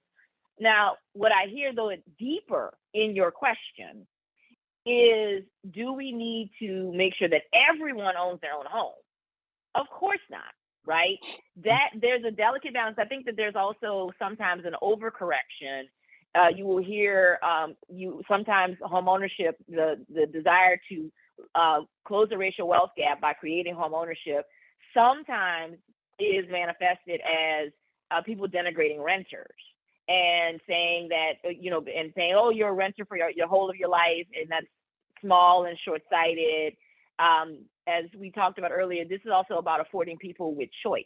So while we need to be looking at, and this is something that happens for African Americans and other people of color, is we are often looking at the collective. Absolutely, we need to be closing the racial wealth gap. Home ownership is the way to do that. One of the best and easiest ways to do that. It provides so many other opportunities to strengthen our households, like stabilizing children through educational opportunities, and building generational wealth, and building and strengthening community, right? That does not mean that renters aren't a part of that equation. And I often talk about the fact that creating homeownership starts, and it's a cycle that continues with renters. So you start with a stable renter who you train and educate and afford them with the opportunity they get to buy, and it becomes generational wealth when it is passed on to those children. So yes, maybe it becomes the home of one of the children, or it becomes investment property that goes again back to the cycle of renters. So in order for it to be a wealth building proposition, there do need to be people who are temporarily going to be living there, who are going to be renting it out. And so you need to also have respect for renters. You need to be, that's where our philosophy around put housing first. We need to be guaranteeing homes for people irrespective of their financial situation. It's Wednesday and you should not be sleeping under a bridge, or there is a hurricane that has displaced you from your home, you need somewhere to stay, or the other reasons, or you don't want to own, you don't want the bother. You may decide to sell your home, and you need somewhere to live because you decide to make choices. That's what this kind of wealth looks at. So that's what we have to be getting at, right? We have to be getting to home ownership as one of the resources to close the racial wealth gap, to strengthen community, to strengthen our households, to strengthen and people being able to make that choice, and recognizing that as a wealth building proposition, it also is going to provide housing for a family who's not ready for home ownership, who's not interested in home ownership, or who chose not to be a homeowner at that time. And so instead of looking away from it, it is recognizing that it's not for everyone. That we get to the place where people truly are making choices, not being denied opportunity. And I think, and that's where we are now. That's what's happening right now. And I think that's also why people are thinking about maybe we should be, in the name of not denying opportunity, can we direct people to other things? No, that's not how you stop someone from being denied opportunity, saying, well, don't worry about this thing that we won't let you have. Let's interest you in something else. No, what you have to do is, no, we've got to knock down those barriers, make sure that people who want to be homeowners can be, that it is a wealth building proposition that works for them. And then we address all the systemic barriers and the biases and the traps and triggers. And then if people don't want that, are there other ways that they can build wealth through entrepreneurship? And because again, you're still gonna own something if you're an entrepreneur. There's still ownership inside of this. Mm-hmm. Now we could be looking at and again, this is collective. Like, we're looking at this as a collective. So there's other things that we can do as communities to make sure that businesses and our communities are stronger. But I would say we don't want people looking away from this because it's not working. We want to make it work and still diversify those paths. Because you can own your own home and use that to start a business. You can operate your business out of your home, right? So your home can be your business. You could own a fourplex, and that is your business. And so we need more. So I would say, no, let's not look at alternatives. Let's look at making sure that wealth building is on the table for people of color and African Americans specifically, and that all those paths work. Yeah. So this is not really my area of expertise. I don't want to take up too much on this one, but I completely agree with what you guys are saying. I think that even though we can recognize that there's problems with homeownership, Black homeownership as like the path to building wealth and bridging that wealth gap, it has problems that we shouldn't just throw the baby out with the bathwater, right? What we should focus on is sort of like fixing those problems.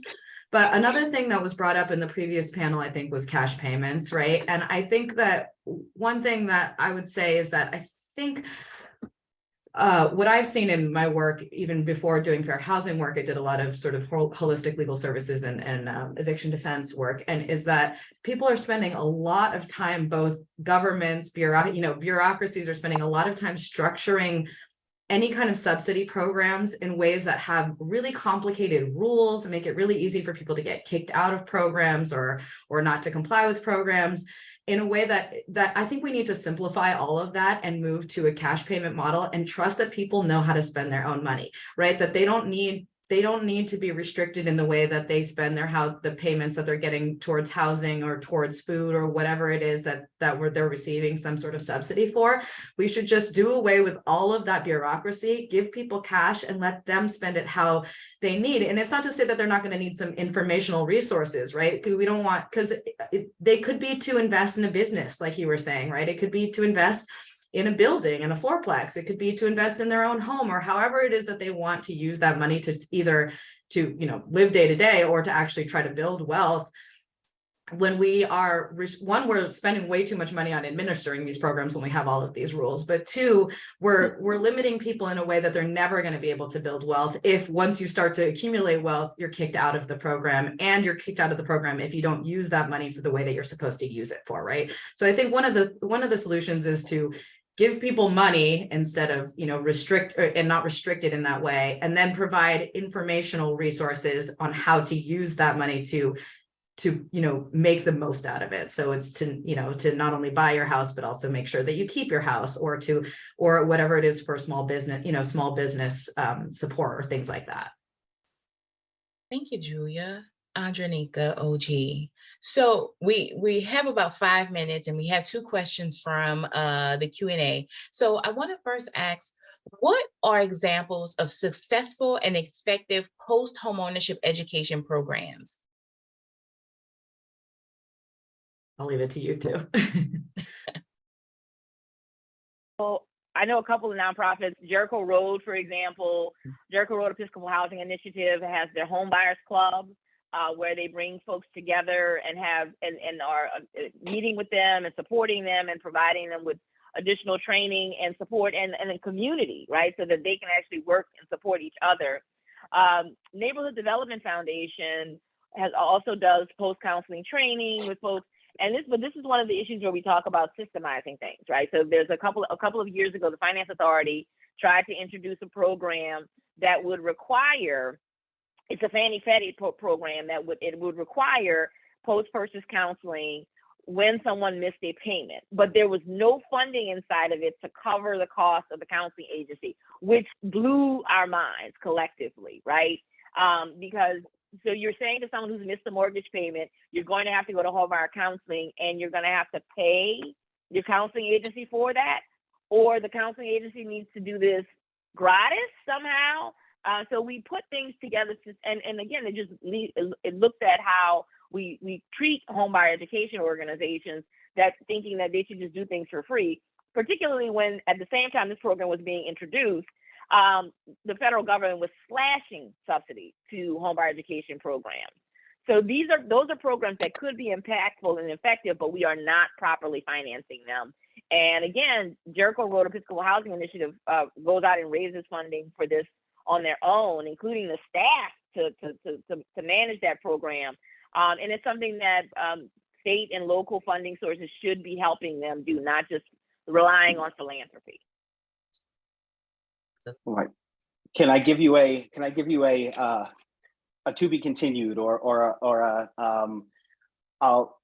let's take a look at the end of the year. But we just recently merged with Crescent City Community Land Trust and Tulane Canal Neighborhood Development Corporation. 2 small CDCs. Obviously, the Crescent City Community Land Trust, unique in one of the city's 2 land trusts.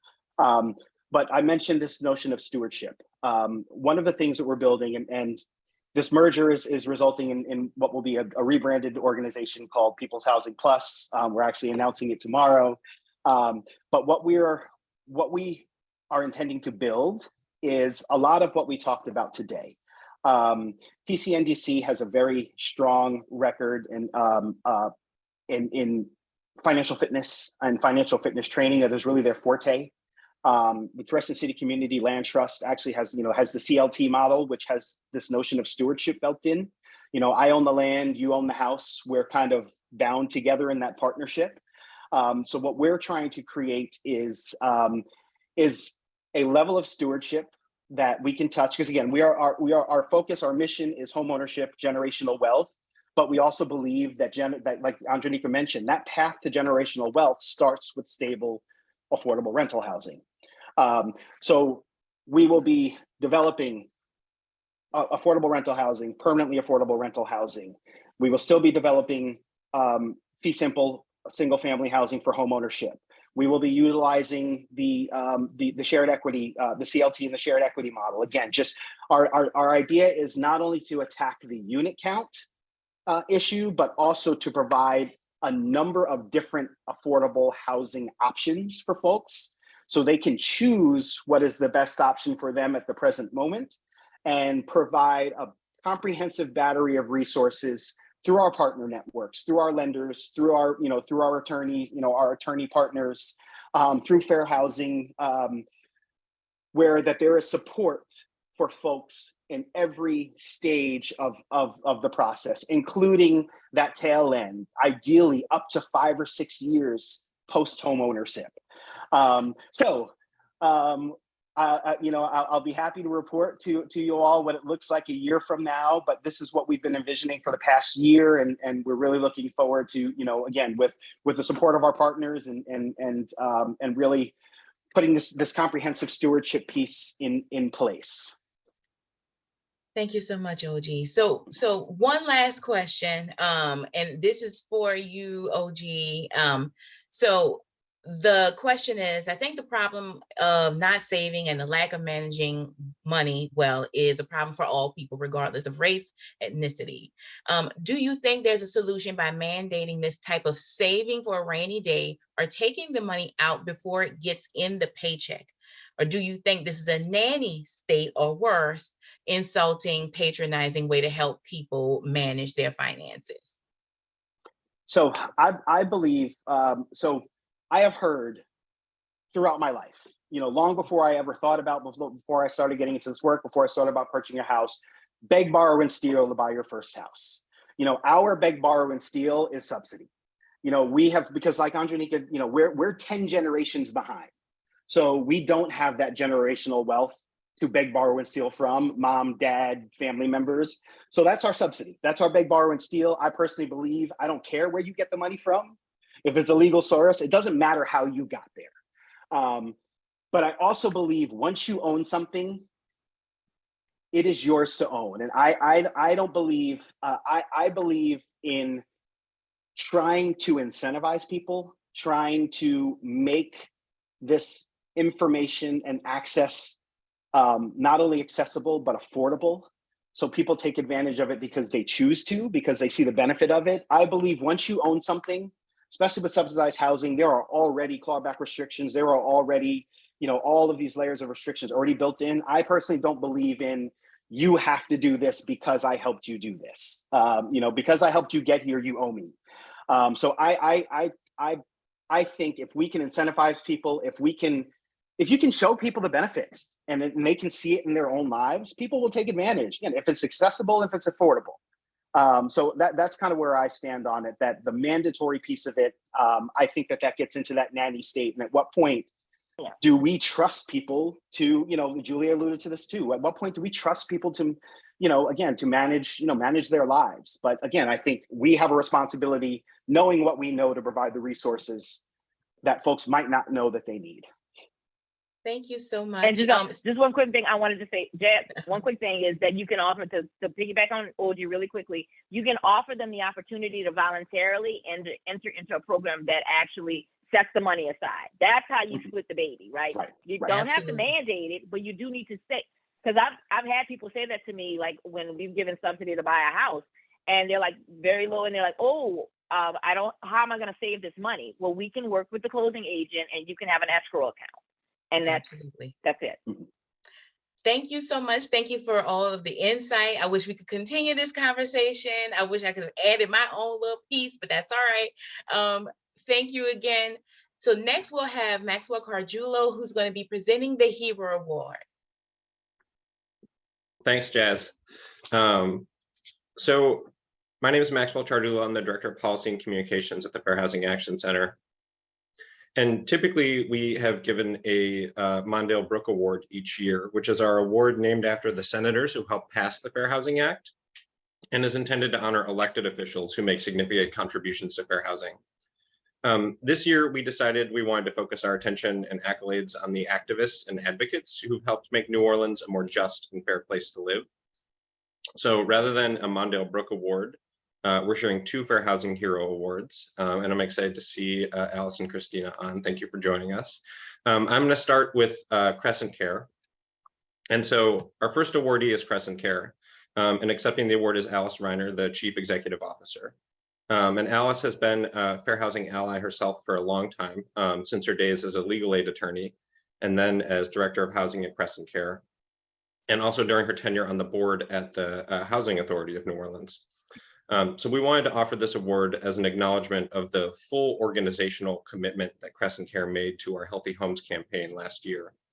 It has become very hip, I think, in the public health world to talk about the connections between health and housing. I've been approached by hospitals and insurance companies and lots of different groups about this. But it is far more rare to find a healthcare organization that is willing to put their name and time and effort behind a housing advocacy fight. And that's just what Crescent Care did when we approached them about a local ordinance to hold slumlords accountable and create a basic standard of health and safety for all renters. We knew this was going to be a fight with the landlord lobby and that we'd have to bring a lot of pressure to bear on city council members to even consider an ordinance like this. And Alice and her team were happy to sign up. They opened their offices to us and invited us in on 3 separate occasions to speak to staff in the organization about the issue and help guide them through contacting their council members.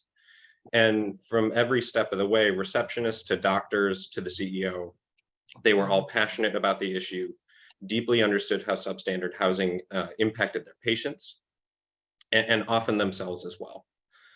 So Crescent Care and their employees are likely responsible for hundreds of phone calls and emails that forced the council to take a vote on the Healthy Homes Ordinance. So for that commitment to speaking up, we want to honor you with the Fair Housing Hero Award. So thank you, Alice, and to your whole organization.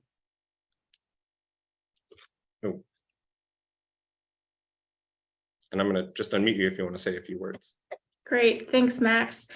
I think you captured it really well. As a federally qualified health center here in New Orleans, we know firsthand the impact of safe and affordable housing and how that shows up for our clients and our patients in their health outcomes. And so from both a data perspective and just every day, we see the impact of not having safe and affordable housing. And so we're really honored to be partnering with you all on this ongoing fight and ongoing journey. So thank you, Max, and to Fair Housing and the whole group for this honor. I really take it on behalf of the whole staff. So I really appreciate it. Thank you. Thank you. And our second awardee is the Institute for Women and Ethnic Studies. And accepting the award is Christina Ilarma, the Collective for Healthy Communities Director. And when we first connected, it was clear that Christina's background in trauma-informed social work and harm reduction meant that she immediately understood the impacts that unsafe housing has on IWES's participants. She made sure we were able to speak to the entire IWES staff and one by one connected us to support groups and training cohorts that the organization runs and the different staff members who are responsible for them. So like Crescent Care, IWES also showed up in numbers to make phone calls and send emails, but they also amplified their impact by inviting us to their own programs and making time for us to speak directly with their participants, which even among allied organizations and nonprofits feels like sometimes a rare thing to do, to really make space like that. And many of them also had, many of the people we spoke with, many of the participants had their own experiences with slumlords and were really excited to be a part of changing the law. IWES also showed up for all of our hearings and actions. And Christina actually got a great quote in NOLA.com calling out the greed-fueled lobbying of wealthy landlords, which I especially appreciate. And so the Healthy Homes Ordinance did not end up being everything that we'd hoped for, but we never would have been able to even have the conversation without allies like Preston Care and iWest. So thank you for putting your time and resources behind this fight. And please also accept this Fair Housing Hero Award, Christina. Thank you so much. I'm glad to be able to engage in the work and just admire everything that y'all do. And it just reminds me how no matter what issue our different organizations are working on, there is this common thread where everything is connected. You can't have health without safe place to live. It's hard to be in recovery if you don't have a safe place to live. It's hard to remember to take your medication if you don't have a safe place to live. So everything is connected. And thank you for amplifying this work. Thank you both. And we do have actual awards that we'll be sending your way. So you can put them on display somewhere if you so choose. But thank you so much. So with that, we're gonna move right along to our next panel, which is a good transition here. It's the Fight for Healthy Homes, defending our progress and advocating for a safe home for all Louisianans. So I'm gonna ask our panel members there to turn their cameras on, and we'll unmute you. Great. So like I said, smooth transition here. We're going from healthy homes to healthy homes. And so the reason for this panel is that we really reached a milestone last year in our nearly decade-long work for healthy homes in New Orleans. As you know, much of our work is centered on housing discrimination, but we started working to address substandard rental housing around 2012 for two reasons. One, it absolutely has a disparate impact on low-income Black and brown renters and Black homeowners, especially from what you've heard from the last panel, who are more likely to have been redlined into neighborhoods where they're living next to substandard apartment complex buildings due to that history. And then two, because for years, we regularly got calls from people stuck dealing with leaks, rats, mold, and other dangerous conditions. And we never had any assistance to offer people. There were no good options. So rather than steal my panelists' thunder though, I'm going to introduce them and let them explain the issue in more depth, the milestone we reached this year, and then what comes next here in New Orleans and around the state and the country. And so I'm going to do full intros and then I'll start asking questions. So one of our first panelists here is Dr. Jennifer Avegno, who is a native New Orleanian and the director of the health department for the city of New Orleans. She's an emergency room doctor and she saved all of our lives during early COVID. And she's also been the city's lead on its efforts to address substandard rental housing. Our second panelist is Ann Springer-Jays. She is the senior program manager for policy at the Louisiana Public Health Institute, where she works to build coalitions and legislative support to increase health and racial equity.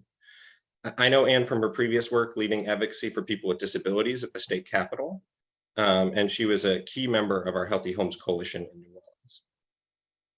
And our third panelist is Ellen Hill, who is the Planning and Development Director for the City of Monroe, where she's in charge of everything from zoning to building inspections to affordable housing development. And I reached out to her a few years ago about a state bill that I was worried might impact our work in New Orleans, and was delighted to learn that Monroe was maybe even ahead of us in planning similar steps to protect its residents. And then our last panelist is Greg Miao, who's a senior attorney at ChangeLab Solutions, where he works on a variety of public health legal issues, including healthy housing, water quality, and active living. And ChangeLab creates really excellent resources and guides for cities and advocates looking to implement healthy housing policies and provides direct assistance. And so Greg had actually been working with Ellen to help Monroe and is now also assisting us to plan for the future as well. So there's a lot of great connections here.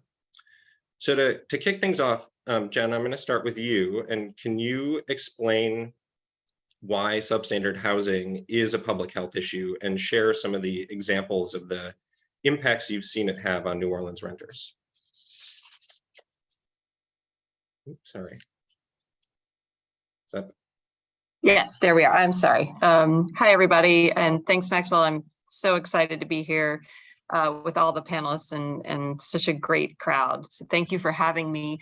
And this is a topic I love to talk about. Housing and health are intertwined in very direct and indirect ways in a number of sort of broad components. So housing directly affects health outcomes through the stability or instability of someone's housing situation, the direct quality of the dwelling that they live in, how safe it is, how affordable, and then what are the characteristics of the built environment that make it a healthier or unhealthy place to live.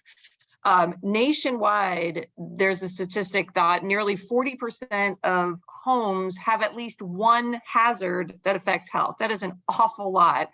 And when we talk about hazards, we're talking generally about things like mold infestations or poor building conditions, leaks, water, vector-borne disease, lead and toxins that have a real direct negative outcome on individuals. We spend a lot of time in our community health assessment talking about built environment, influences on health, and other social determinants. And so we've got some local data that suggests that at least 2,300 of our homes have mold, which again, it could be potentially deleterious to those with respiratory problems or asthma. 15,000 or so had signs of rodents and 60,000 had roaches, and living in many New Orleans houses, I think that's probably an undercount.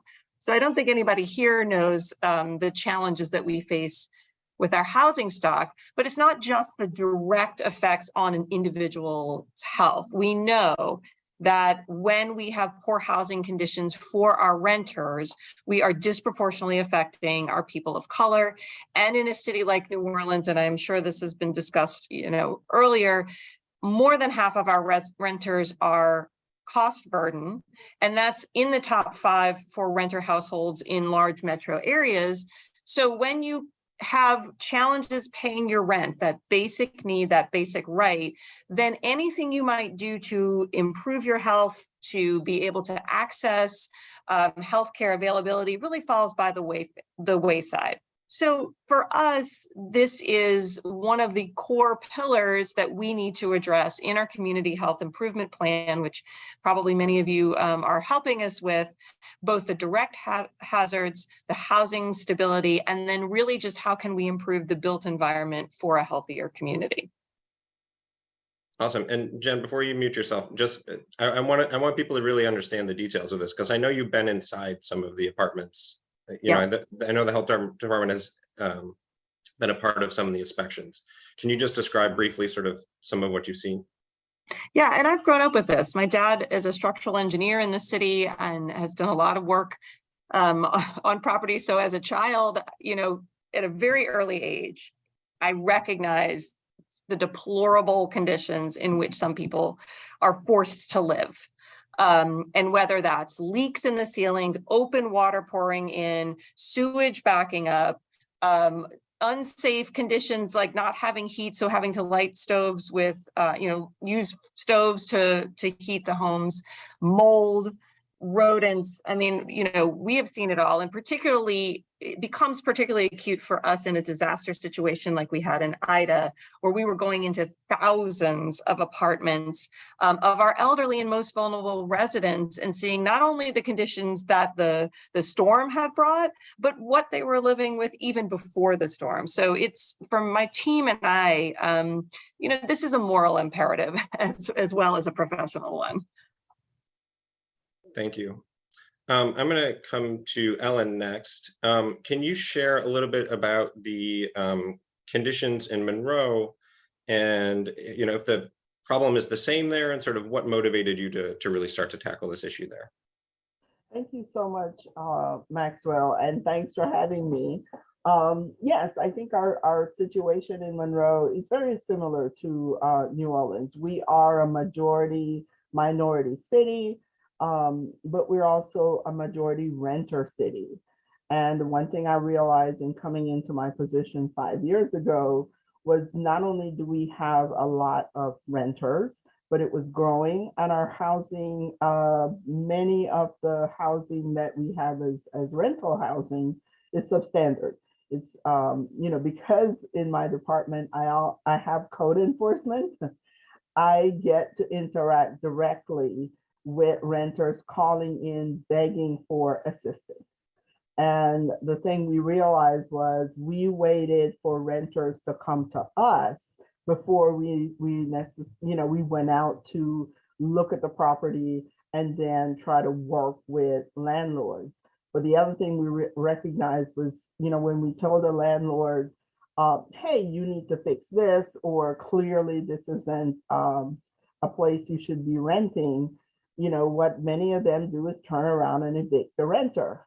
And we recognized that we needed to try to do something about that.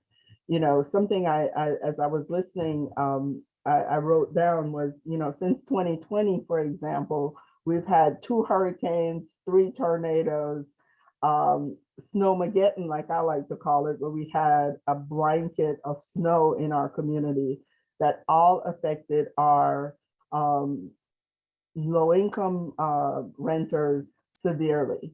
You know, we know that because they called us. You know, during COVID, we had a chance to also help people with rental assistance. We were one of the few cities that stood up a rental assistance program pretty quickly. But we also started helping people move from one rental space to the other. You know, something we didn't recognize when we started was not only do we needed to help them with rent, but now we needed to try and connect them with better housing.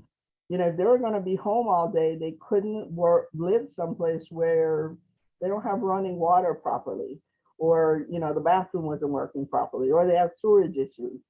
So that led us to really look at how do we help our renters beyond standing up a home ownership program?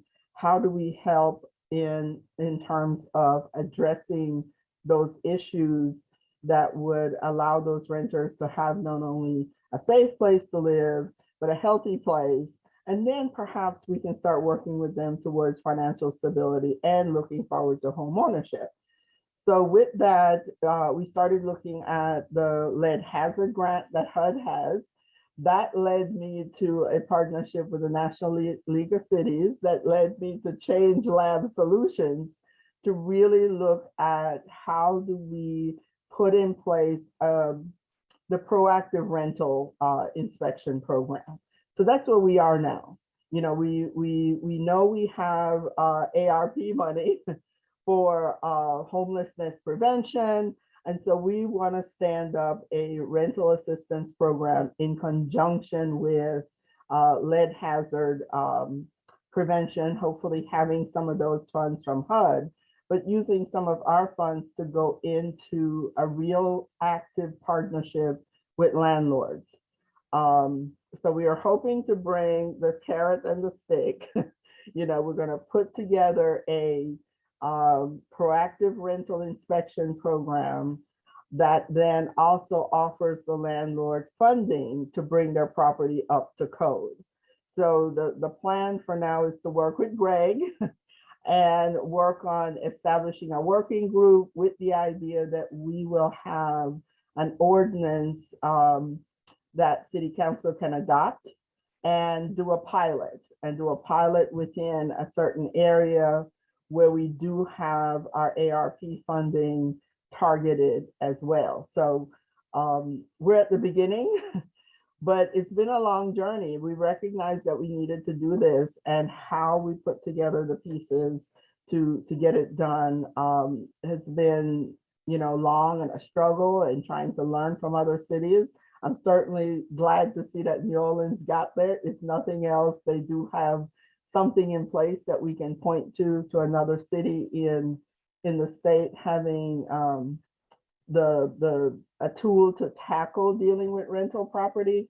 So we hope that our city council, you know, that's very much supportive of housing and supportive of the idea of healthy housing, will allow us to hopefully by the end of the year roll out a proactive rental program on a pilot basis in a targeted area where we will have funds for landlords to take advantage of as well.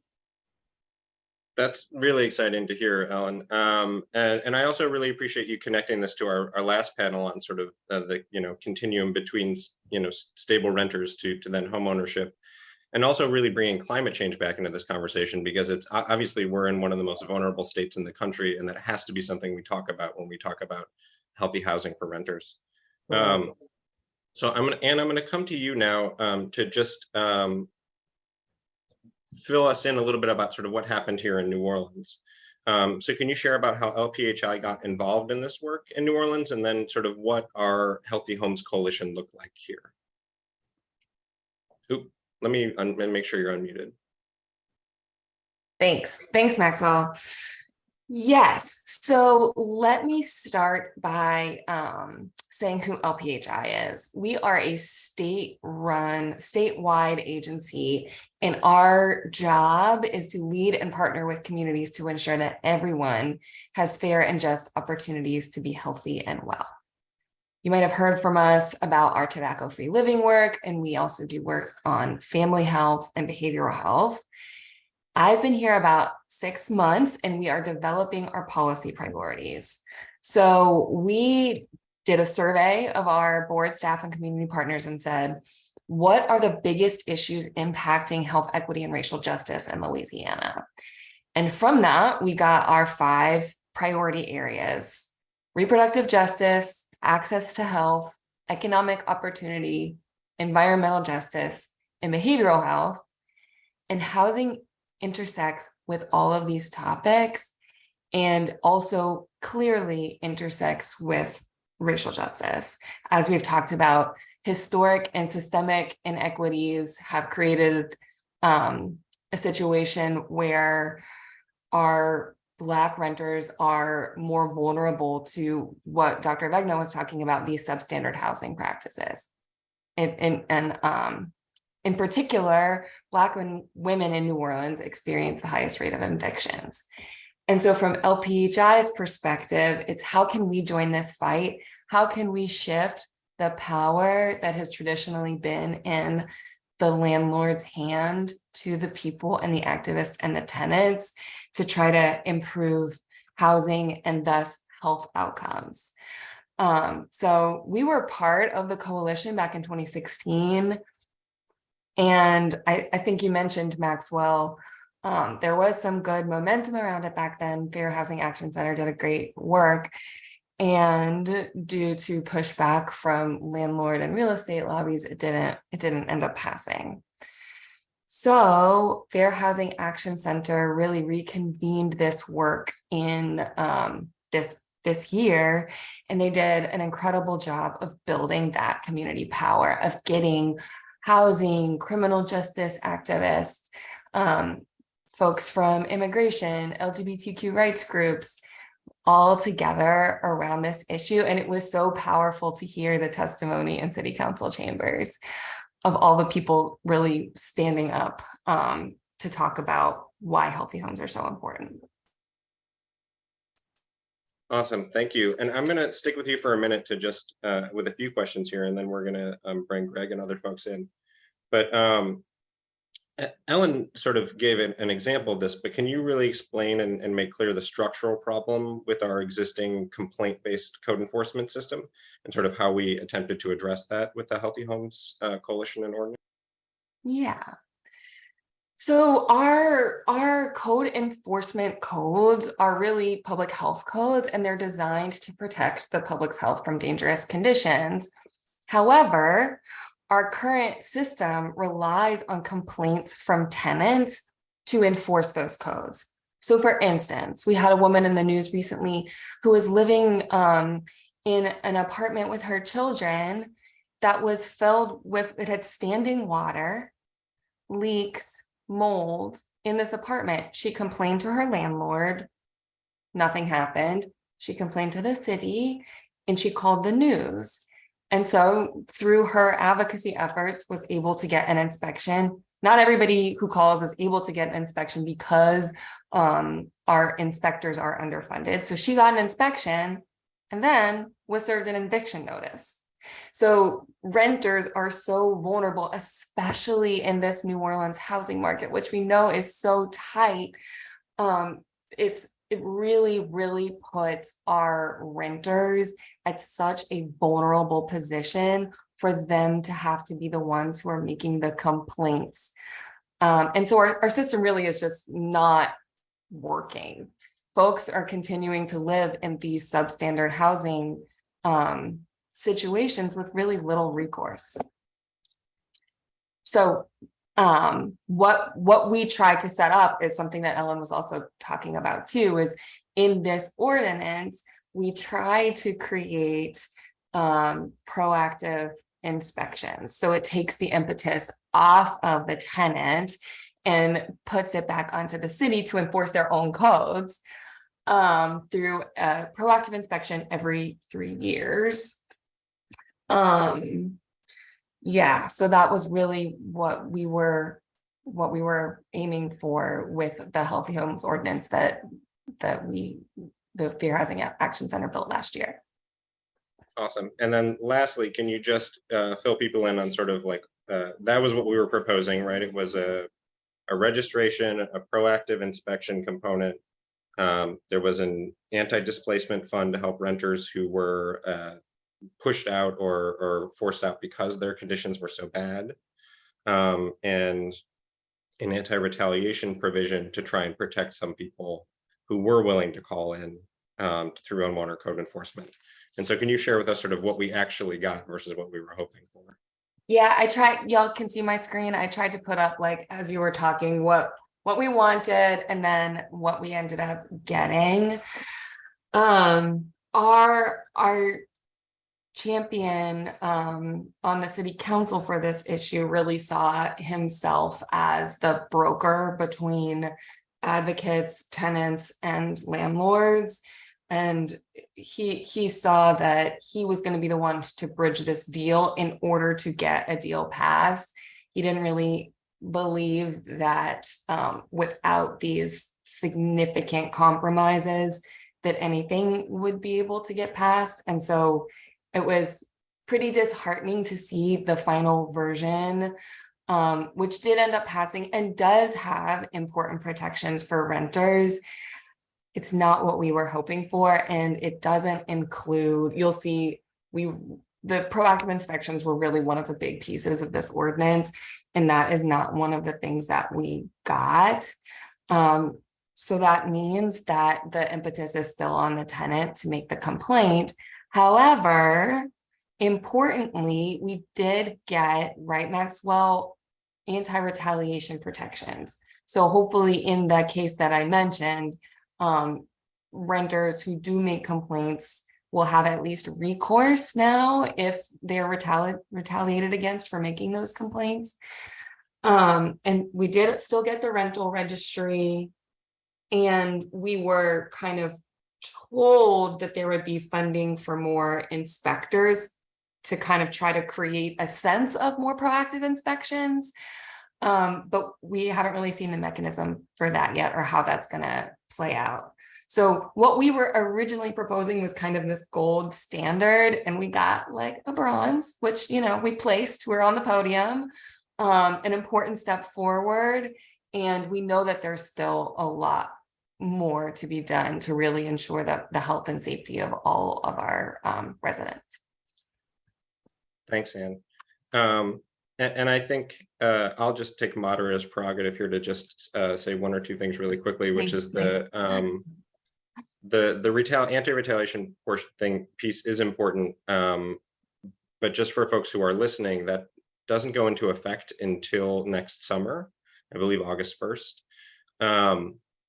And you have to be current on your rent and not in violation of your lease in any other way to take advantage of it. And you have to have let your landlord know about the issue ahead of time. So we just want to make sure that people understand that, so that you know, they don't try and take advantage of that protection before it exists or in a way that it doesn't exist yet. So Ellen, you mentioned a little bit about the program that you were planning. Are there any other details you want to share first before I come to Greg to talk about sort of what this looks like from the national perspective? Well, we definitely are planning, you know, a registry to get our grant funds, and so that's why we're excited that we actually have grant funds to put out there. To get the grant funds to fix your property, you will have to register.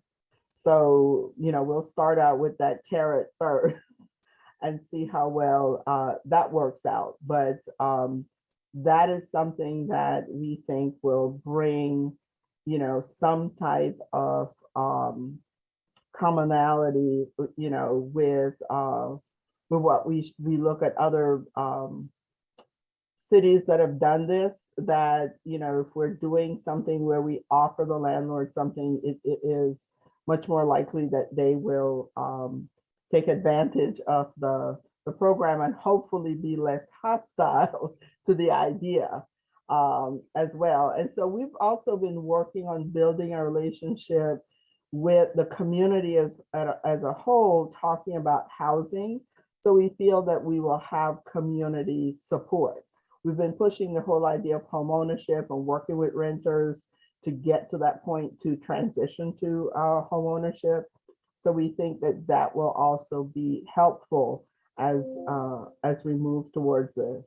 And the last thing I'll say about that too is we've also had a discussion for the last, 8 years or so, or maybe longer, about blight and about dealing with blight in well, currently we just demolish houses, so I also see this as a part of saying, hey, we want to save some of these houses, because people always tell us we ought to try to save the houses. Well, this is, an attempt to really do some of that, hopefully, where some folks that have property that's boarded up, that still might be able to be repaired, could get assistance to then convert it to a decent rental property. So we also see it as a part of our Fighting Blight initiative as well. That makes a lot of sense. So Greg, I want to bring you in now, and thanks for being so patient. But can you give our audience an understanding of how these policy solutions and programs in New Orleans and Monroe compare to other places, and sort of what the national perspective looks like on this? Sure, happy to do that. And thanks for having me, Maxwell. Maybe I'll just quickly state that Change Lab Solutions is a national nonpartisan nonprofit. We're based in Oakland, but have staff nationally. I'm currently in Denver. And we really come to this with an approach of all of our work, whether it's in housing or other places, in trying to address the structural drivers of health inequity. And so I wanted to uplift a little bit of what some of our earlier speakers spoke to, which is that the structure of our laws and the structure of our complaint-based systems really is what enables the perpetuation of these really substandard housing conditions, which really impact people beyond just sort of the day-to-day, but in terms of their usage of hospitals, their sort of the cycle of poverty. We know these things are all interconnected. And so we really see providing this, addressing this challenge of healthy housing, and trying to pass laws that will, shift the burdens from, the tenants to the city, to perform its duties, to provide that protection so that they can live their healthiest lives, is really a, central, to our work. So just to speak a little bit about sort of where New Orleans and Monroe are in comparison to the rest of the country. I have to admit, we don't unfortunately have a national database for all of the cities and counties that have these types of policies. There's way too many thousands of those to fully track on a policy scanning basis. But these policies do exist, and they've been in place. Really, the housing code world started in the 1970s and early 1980s. And we saw these policies start to be enacted back then. So you'll see some of the oldest cities that have this include cities like Kansas City and St. Louis. They've had really long-standing programs where they routinely go out, they have all their rental properties registered, and they're doing their inspections on a recurring basis. I think we've seen the movement around healthy housing sort of have fits and starts. But I do think we've seen a much broader sort of movement towards it since sort of the early 2000s. it may be in part a response to the subprime mortgage crisis and things that happened during that. But we'll see. We have a lot of policies, in the Northeast, in California, cities large and small. So it's not just the coastal progressive cities that have these. There's small cities in the upper Midwest that have them, as small as 20,000. To some of the larger cities like Boston or otherwise. In terms of sort of that gold standard, I think that's an interesting thing that Anne raised up. The policies that sort of have been passed, we see that we come to this with the understanding that any movement on this is good. So I think getting the registry is a really solid first start. We do see a fair amount of divergence in terms of how comprehensive the policies are, across the states. So, some of the big divergent points are like, are you doing a, mandatory registry? What are the enforcement things that go into the policy? So, can you revoke the license if, and sort of revoke the right for the landlord to rent a unit if they're not meeting their standards? So we see some of the divergence around that and the enforcement angles. But I would say otherwise, what we're, New Orleans and Monroe are definitely on track. And, I don't think that the challenges they're facing are similar across the country. We have the age of housing stock is really old all across the country. The health and housing challenges are similar.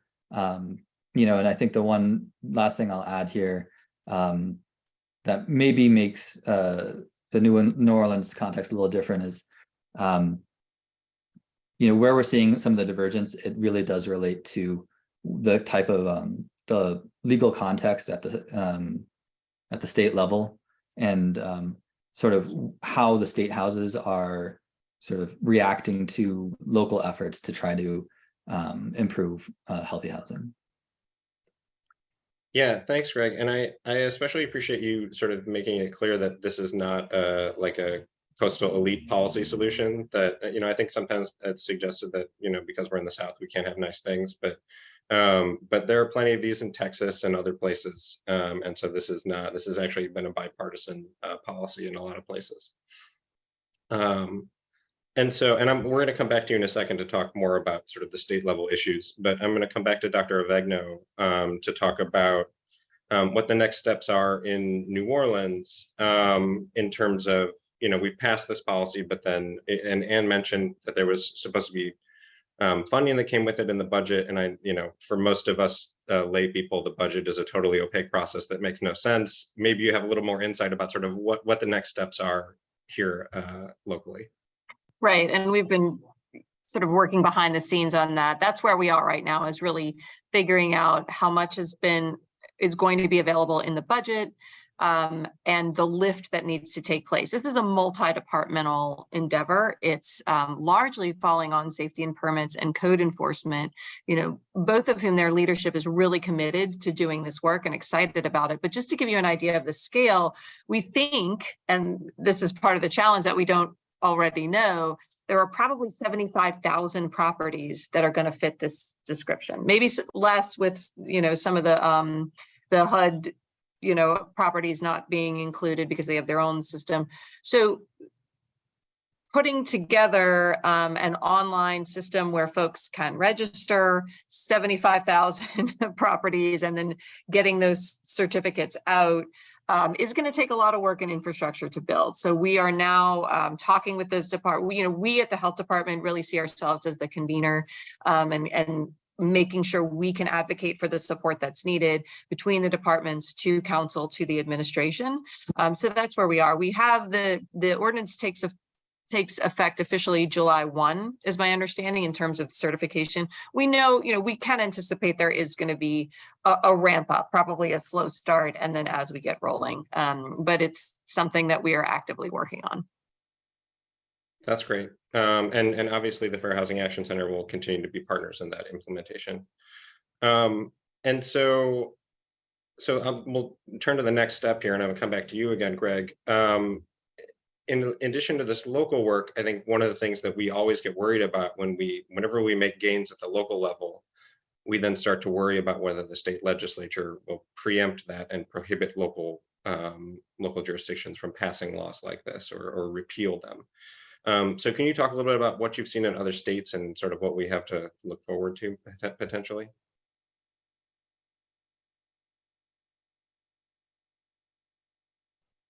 Great, yeah, happy to. Yeah, I think unfortunately, really what we've seen in the last 10 years is a dramatic rise in the use of what we call preemption, which is when higher level jurisdiction basically nullifies or mandates various different things for a lower level jurisdiction. So in this case, we're talking about states either nullifying or preempting local healthy housing laws. It's not super widespread nationally right now. There are about 5 states that have relatively comprehensive preemption of proactive rental inspection programs and rental registries. It tends to take 2 forms. Either they will preempt the inspection aspect, oftentimes within the talking points revolving around protection of privacy, Fourth Amendment rights, things like that, as sort of the justification for preempting local inspection programs. The other thing that they'll do is they'll preempt rental registries and licensing programs.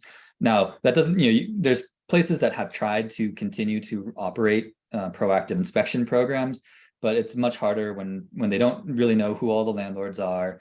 We're sort of relying on voluntary compliance, and I really do think rental registries and licensing programs are a core aspect of understanding what the rental housing stock looks like in a community, and so we tend to consider any state law that preempts that to be pretty fatal to the overall success of these types of programs.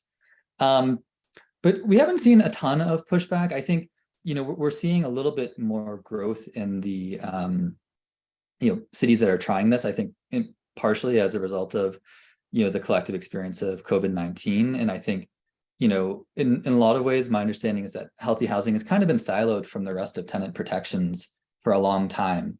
But I think what people realized when everyone was forced to stay in their homes is that it really is a core tenant right, and one that needs to be integrated with the rest of the tenant protections that we see.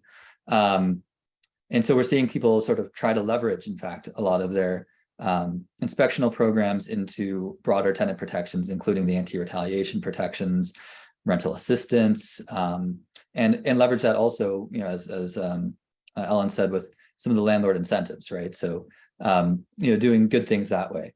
I do think that there are things that we need to be worried about. I think you're right. Anytime we take action like this, it really means that we need to monitor sort of who the opposition is, how strong it is, what are they really opposed to, and how are we building our narrative to fight that.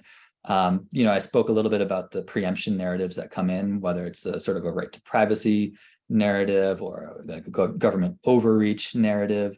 And I think it's really important to build coalition amongst housing advocates and others that can fight those preemptive efforts at the State House and in the legislature. Sort of basing this around sort of basic human rights, core tenant protections, and the health equity promoting aspects of this.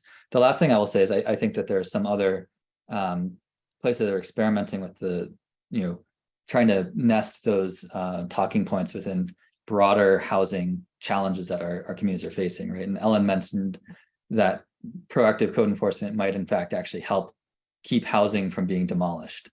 And that's actually a core aspect then, right, of maintaining our existing affordable housing stock and addressing that broader affordable housing challenge that a lot of our communities are facing. Great. Yeah, that makes a lot of sense. And I think I'll add one other little plug in here, because we're nearing the end here and I want to make sure we end on time for our keynote speaker. But I think as we think about next steps, and for folks who don't follow it as closely, and I don't blame you, the state legislature starts this year in April through early June, And this is something that the Fair Housing Action Center is going to be tracking really closely. So if you want to keep up on that and figure out how to stay involved, you can sign up for our email list on our website, lafairhousing.org.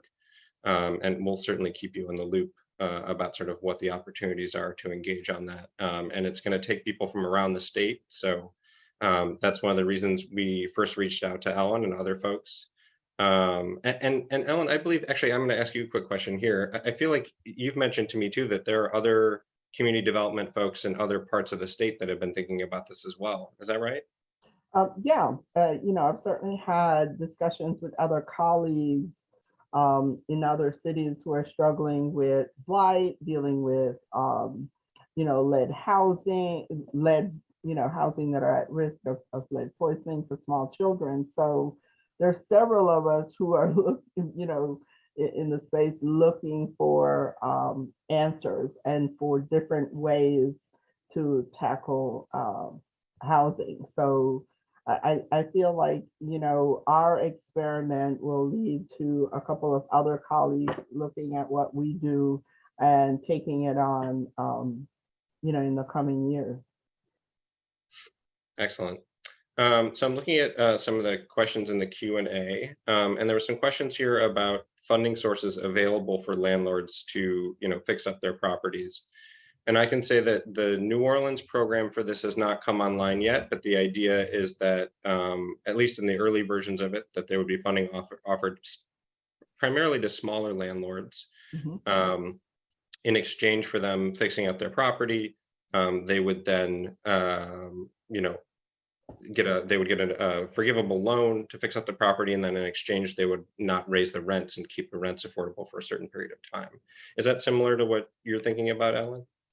Yes, and in fact, I saw, when I started this research several years ago, there was a city in North Carolina doing the grants, doing small grants to landlords with that same expectation of keeping it affordable. So that's what we put into our housing American Rescue Plan funds. But I'll tell you this, I got a call yesterday from Louisiana Housing that says they've got $40 million that they're going to roll out statewide for small landlords to do rental rehabs or build new rental housing. They're specifically going to target small landlords. So you can only get funding for 4 units at a time, up to 4 units at a time. So that will present us.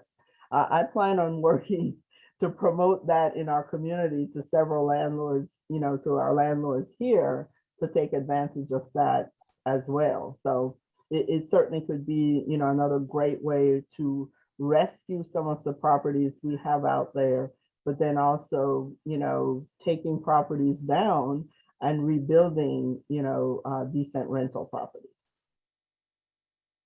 Yeah, I think that's really important to remember that other additional resource that's out there at the state level. Okay, I think I'm going to close here and just really thank our panelists for being available and sharing all of their knowledge and wisdom with us, and for being a part of the efforts, especially here in New Orleans, and all the support that we're getting from around the state and around the country.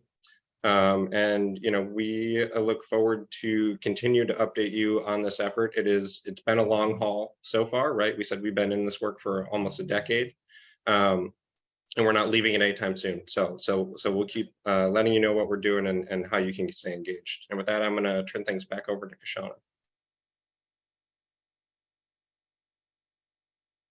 Thank you, Maxwell, and to all of our panelists. We are now just about to move into the main event, so to speak, which will be a conversation with our esteemed keynote speaker.